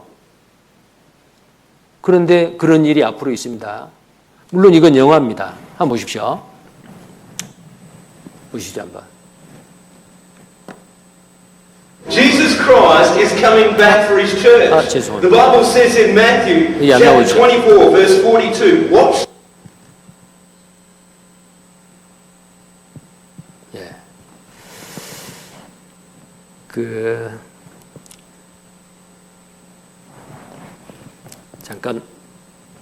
잠깐만 기다려 주십시오. Jesus Christ is coming back for his church. The Bible says in Matthew chapter 24 verse 42, watch therefore, for you do not know the hour your Lord is coming. I want you to know, church, that Jesus Christ could come this month, or he might come next week, or he could even come...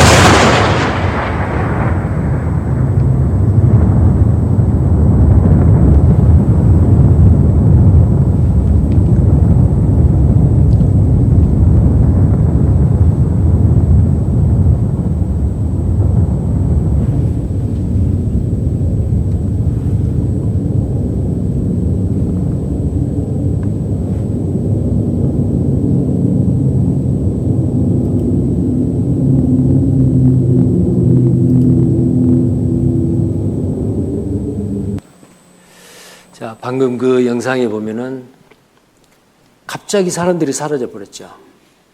남겨진 사람, 버려진 사람은 울부짖습니다. 그때 이제 후회해봐야 소용없어요. 또 여기가 보십시오. 이런 일이 앞으로 반드시 일어납니다. 이거 믿으셔야 됩니다. 준비하셔야 됩니다. 그래서 많은 영화가 만들어졌어요. 자, 이 영화의 한 장면을 한번 보십시오. 여기 한번 보시죠.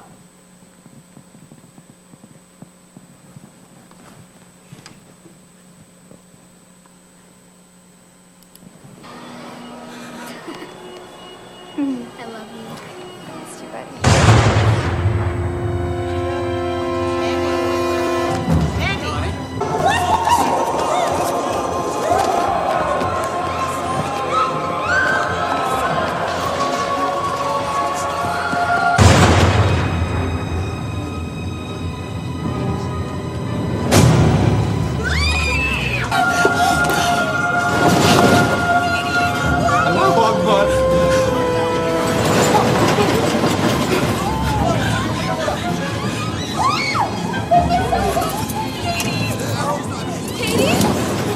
Please sit down. My daughter? Have you seen her? I don't know where she is.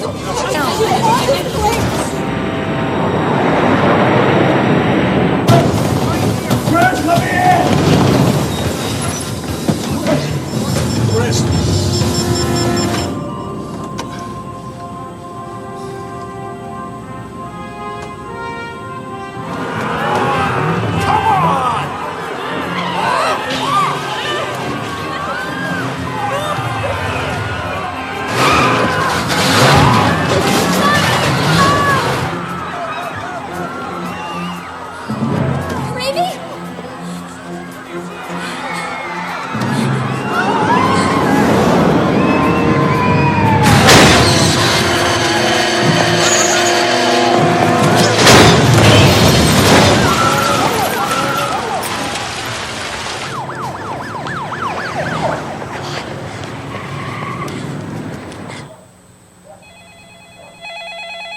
Hi, this is the Steele household. Please leave your name and number.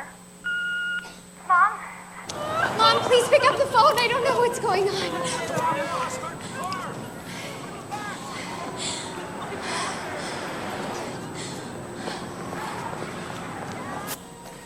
자, 이런 일들이 전 세계적으로 일어납니다. 아까 비행기가 추락했죠. 자, 그래서 미국의 어느 항공회사에서는 그 사장이 그 기장과 부기장을 이렇게 그 비행기에다가 탑승을 시킬 때에 조종사, 부조종사잖아요. 한 사람은, 둘이 다 교회 다닌 사람은 안 싫은데요. 한 사람은 무신론자. 왜냐면은 혹시 교회 다닌 사람이 그 사람이 거듭난 사람이면은 비행기 조종하다가 사라져버리면 어떡겠어요. 그러니까 데려감을 당할 사람이 아니고 버려질 사람 한 사람 같이 싫은 거예요. 참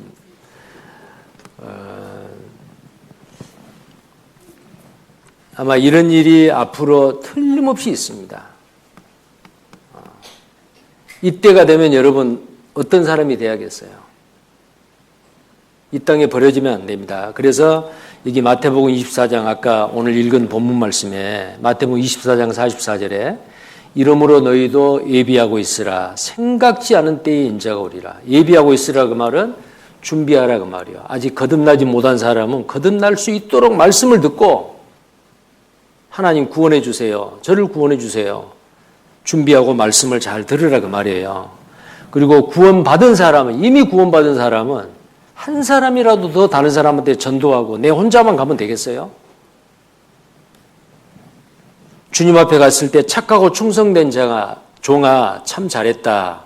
그 칭찬을 받을 수 있도록 구원받은 그리스도인으로서 합당하게 살아야 된다 그 말입니다. 자, 아까 그 표를 다시 한번 보시죠. 자, 근데 이 7년 환란이 딱 되면은 이런 일이 있고 난 다음에 대혼란이 일어나죠. 이제 이때에 어수선한 이 세상을 바로잡기 위해서 한 사람이 나타나는데 그 사람이 바로 적그리스도입니다. 적그리스도가 나타나요. 전 3년 반. 그래서 이 7년은 절반으로 나눠서 전 3년 반, 후 3년 반으로 나누는데요. 이 적그리스도가 나타나서 전 세계 사람들한테 거짓말로 말합니다. 내가 평화를 주겠다. 살기 좋은 세상을 만들어주겠다. 걱정하지 마라. 라고. 이 땅에 버려진 사람 불안하니까 안심을 시켜요.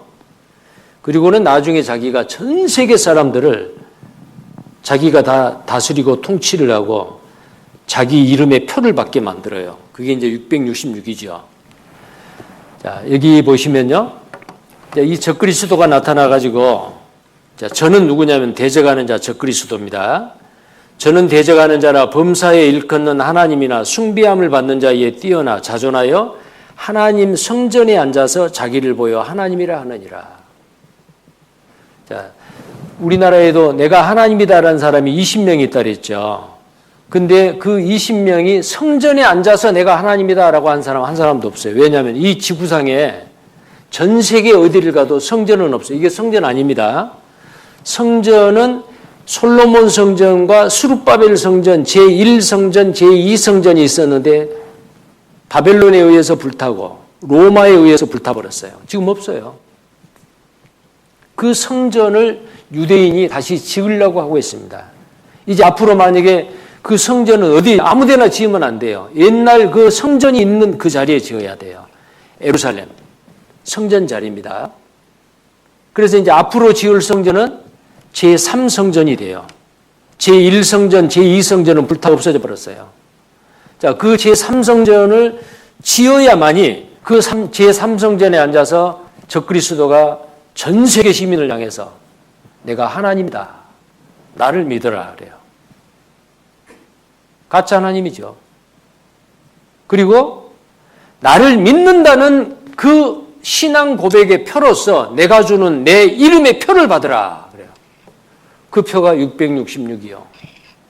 근데 그 표를 받지 않으면 아무도 매매를 할 수 없다. 이 표를 받아야만이 물건을 사고 팔 수 있다. 앞으로 돈 없어집니다. 카드도 없어져요. 오른손이나 이마에 그 적그리스도의 짐승의 표를 받는 사람만이 물건을 사고 팔 수가 있어요. 그런데 이 코로나19로 인해서 그 시스템이 성큼 다가왔어요. 자, 그러면 문제는 이 적그리스도가 앉을 성전이 만들어져야 되잖아요. 그런데 지금 성전 만들 준비가 다 됐어요. 여기 한번 보십시오. 이게 제3성전 조감도까지 만들어졌습니다.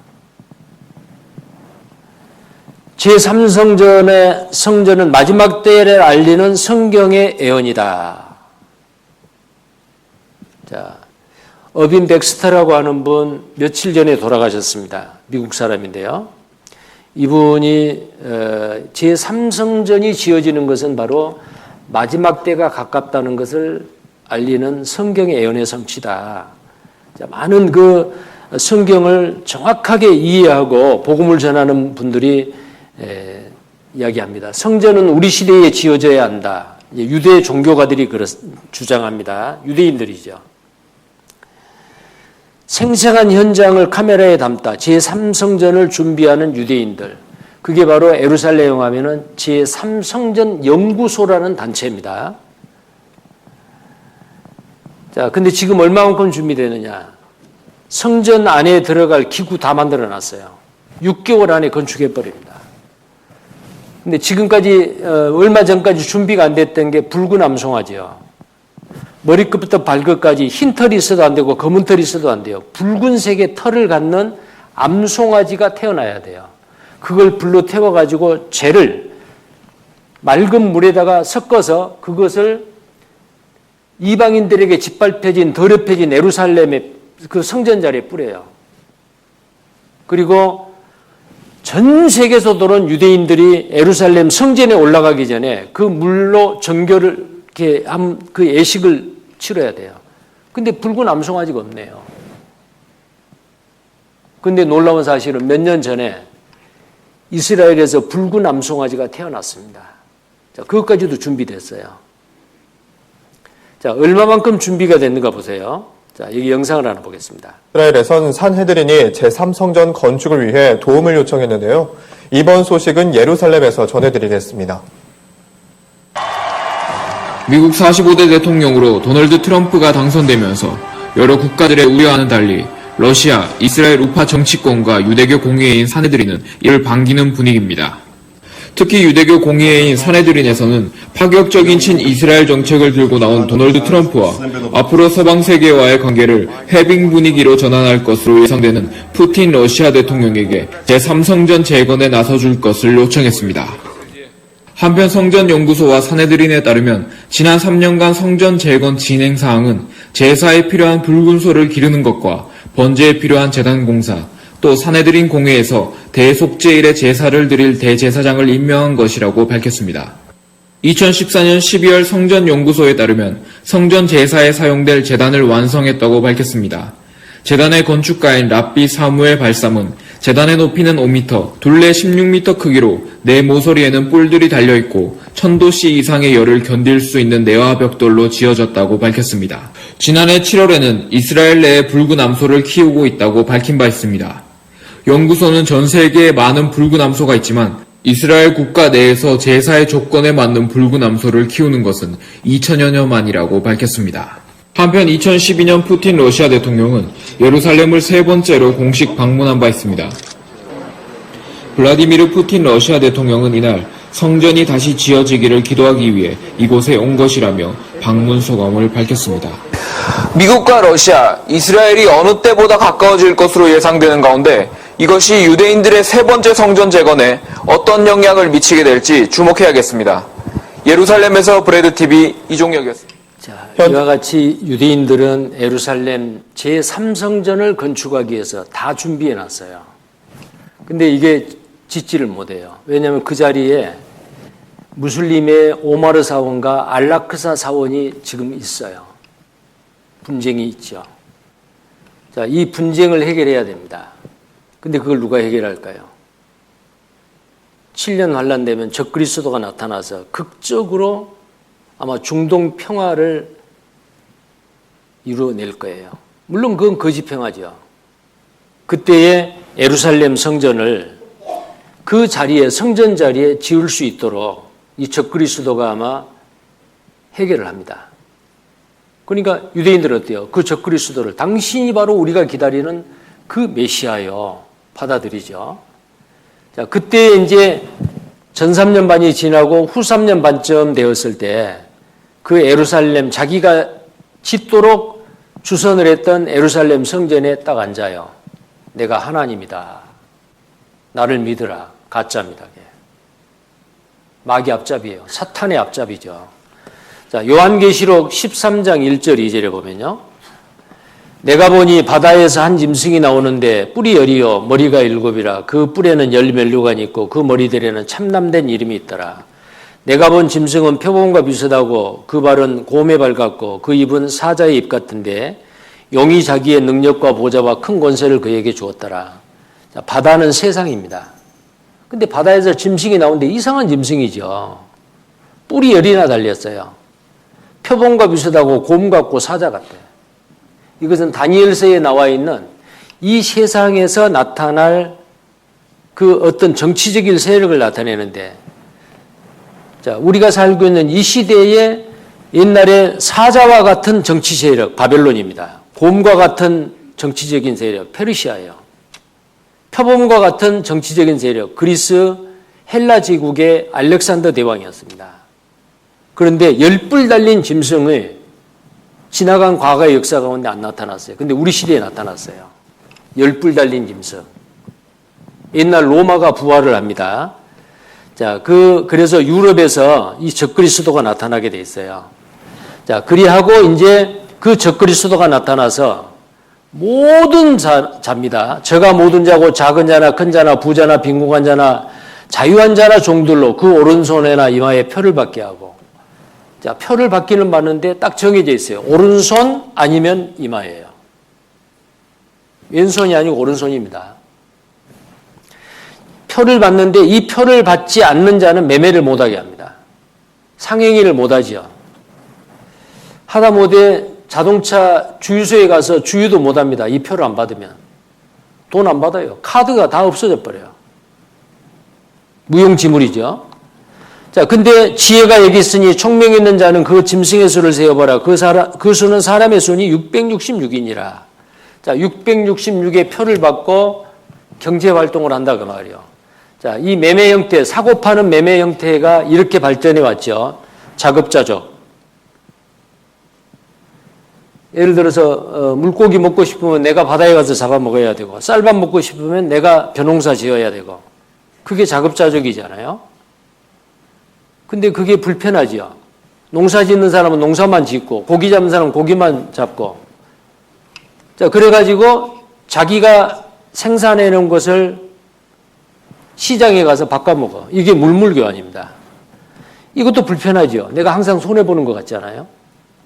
그래서 생긴 게 동전입니다. 동전을 쓰다 보니까 너무 무거워요. 좀 가벼운 게 없을까. 그래서 인쇄술이 발달함으로 인해서 지폐가 만들어진 거예요. 자, 이 지폐도 양이 많으면 불편하죠. 수표가 만들어졌어요. 수표보다 더 편리한 게 카드요. 근데 아주 편리하죠, 카드. 카드 한 장만 가지면은 뭐 전 세계 어디로 가든지 돈 놓고 다닐 필요 없어요. 자, 근데 이 카드도 문제가 있어요. 집에 놓고 잃어버렸다. 어디 해외 나가지고 이 카드를 분실했다. 어떻겠어요? 그래서 이런 모든 문제를 해결할 수 있는 게 사람의 오른손이나 이마에 666의 표를 받는 거다 그 말이에요. 자, 그런데 여기에 미래 사회에는 어떻게, 여기 보시면요, 미래 사회에는 어떤 방법으로 물건값을 치르게 될지 생각해 보자. 이게 초등학교 5학년이랄 게 사회과 탐구 그 책에 이렇게 나옵니다. 미래의 화폐는, 여기 보면은 레이저 화폐가 나와요. 이마나 손에 전자칩을 달거나 표시를 해놓고 처리한다. 이마나 손입니다. 초등학교 5학년 아이들이 배우는 교과서 책에 앞으로의 화폐는 카드도 없어지고 수표도 없어지고 돈도 없어진다. 앞으로는 어떻게 되느냐. 손이나 이마에 표를 받는다 말이에요. 레이저로. 이거 어디서 나온 거예요? 이렇게 될 세상이 올 거라고 하나님은 다 알고 계세요. 마지막 때가 되고 7년 환란이 되어서 적그리스도가 세상을 통치할 때 그 적그리스도가 자기가 하나님이다라고 자기를 믿게 할 때에 이 매매수단으로 손이나 이마에다 표를 받게 하는 세상이 올 거다. 자, 그런 세상이 지금 우리가 살고 있는 이 시대에 왔잖아요.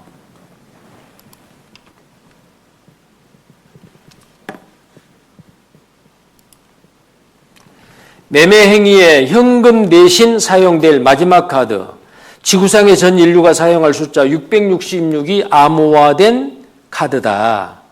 666, 이게 국제번호예요. 손등의 정맥으로 신원을 확인한다. 근데 이 손등 정맥이 왼손보다도 오른손이에요. 오른손에 있는, 우리 눈에 안 보이는 이 안에 있는 정맥 혈관이 있잖아요. 그 모양이 다 달라요. 78억의 인구 중에서 한 사람도 같은 사람이 없답니다. 이것을 이제 컴퓨터에 스캐너를 한 거예요. 입력을 해놔요. 그러면은 이 오른손의 손등 정맥, 손이나 손바닥에 이 안에 있는 정맥 있잖아요. 이것이 나의 패스워드 비밀번호가 되는 겁니다. 그리고 전 세계의 왼손잡이보다 오른손잡이가 더 많아요. 예를 들어 버스를 탈 때도 오른손에 지갑을 들고 카드 이렇게 넣고, 서울이나 대도시에서 지하철을 탈 때도 마찬가지요. 오른손 다 오른쪽에 있어요. 오른손입니다. 그리고 오른손이 없는 사람 있죠. 오른손이 없는 사람은 우리 눈에 패스워드 비밀번호가 될 수 있는 게 사람의 눈동자예요. 이 눈동자의 홍채는 같은 사람이 한 사람도 없습니다. 이것이 나의 비밀번호가 되고 그 위에다가 칩을 넣어주는 거예요. 그러면은 카드 없어도 돈 없어도 내가 거래하고 있는 농협이 됐건 수협이 됐건 뭐 어느 은행이 됐건 거기에서 내가 무슨 물건을 사면은 자동적으로 돈이 인출이 됩니다. 그 가능하잖아요, 요즘. 자, 여기 보시면은 손바닥으로 결제한다. 무인점포. 서울 잠실에 가면 롯데타워가 건설이 됐잖아요. 근데 롯데타워 거기 무인 편의점이라는 곳이 있어요. 거기는요, 돈이나 카드 안 씁니다.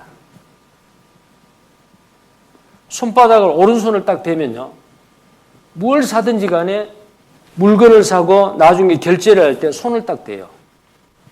물론 그걸 이용을 하는 사람은 이미 입력을 해놔야 돼요. 이것도 연습입니다. 자, 그래서 여기 보면은 손바닥으로 결제, 무인 점포 시대 성큼. 오른손입니다, 이게.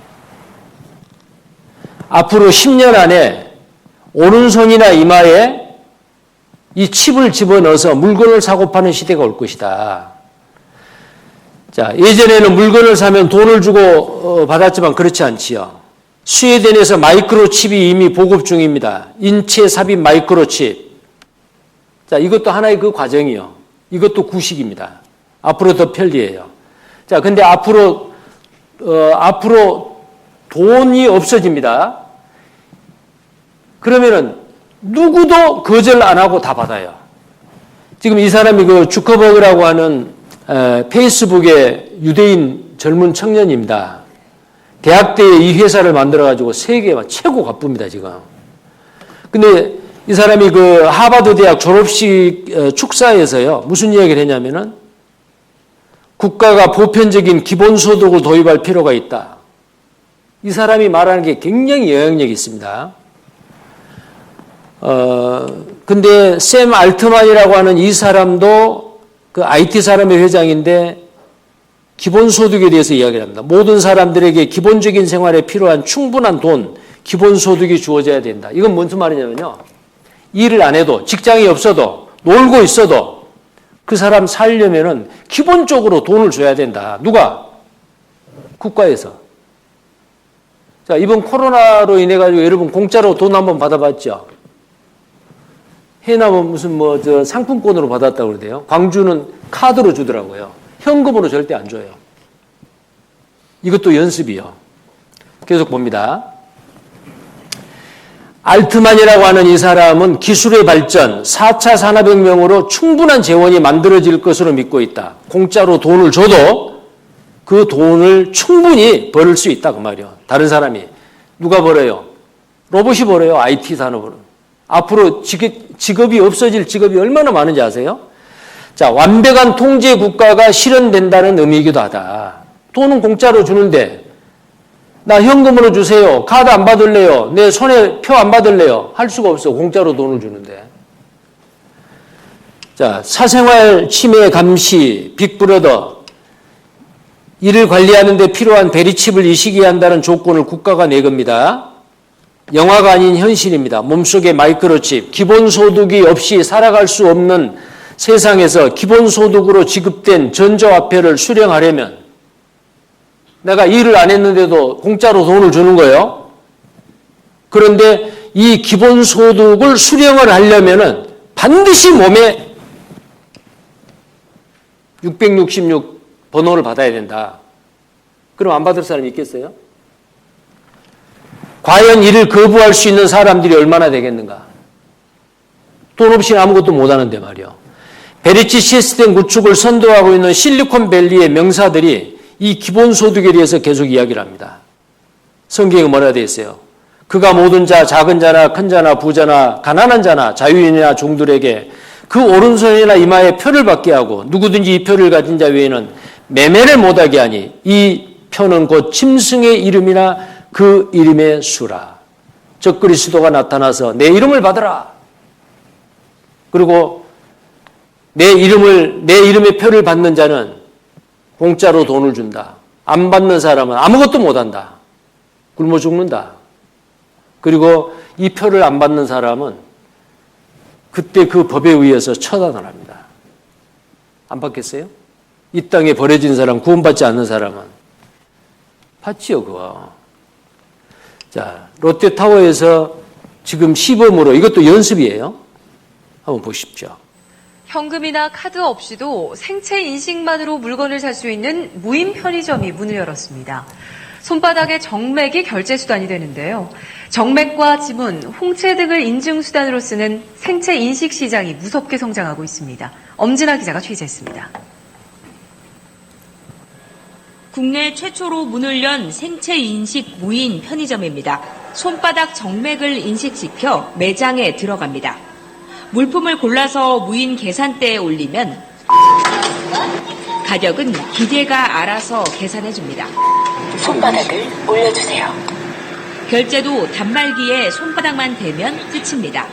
금액은 미리 입력된 신용카드사로 자동 통보됩니다.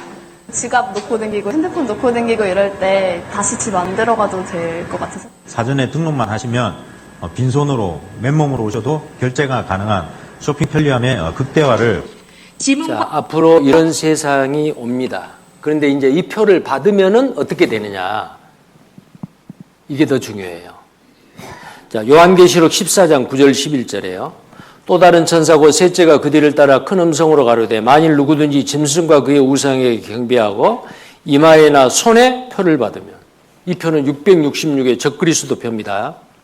그 표를 받으면 어떻게 되느냐면 그도 하나님의 진노의 포도주를 마시리니, 하나님이 저주합니다. 마시리니 그 진노의 잔에 섞인 것이 없이 부은 포도주라. 거룩한 천사들 앞과 어린 양 앞에서 불과 유황으로 고난을 받으리니.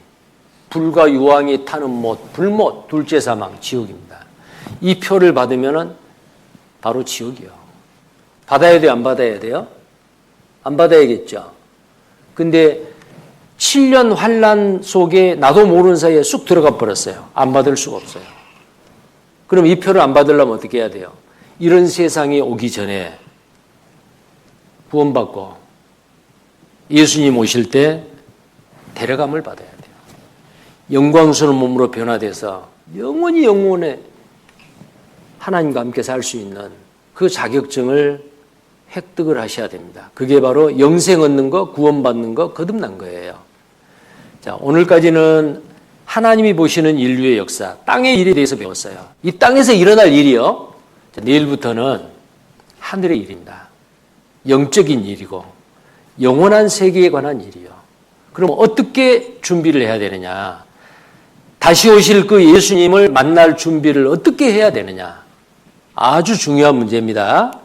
그래서 남은 기간 계속해서 참석해 주시기를 바랍니다. 기도하겠습니다. 거룩하시고 자비로우신 하나님, 오늘까지 말씀 앞에 우리를 인도해 주신 것 감사합니다. 우리 중에 한 사람도 하나님 앞에 이뤄진 영혼 없이 다 진리를 깨달아 구원함을 받을 수 있도록 하나님께서 도와주옵소서. 주 예수님 이름 받들어 기도드립니다.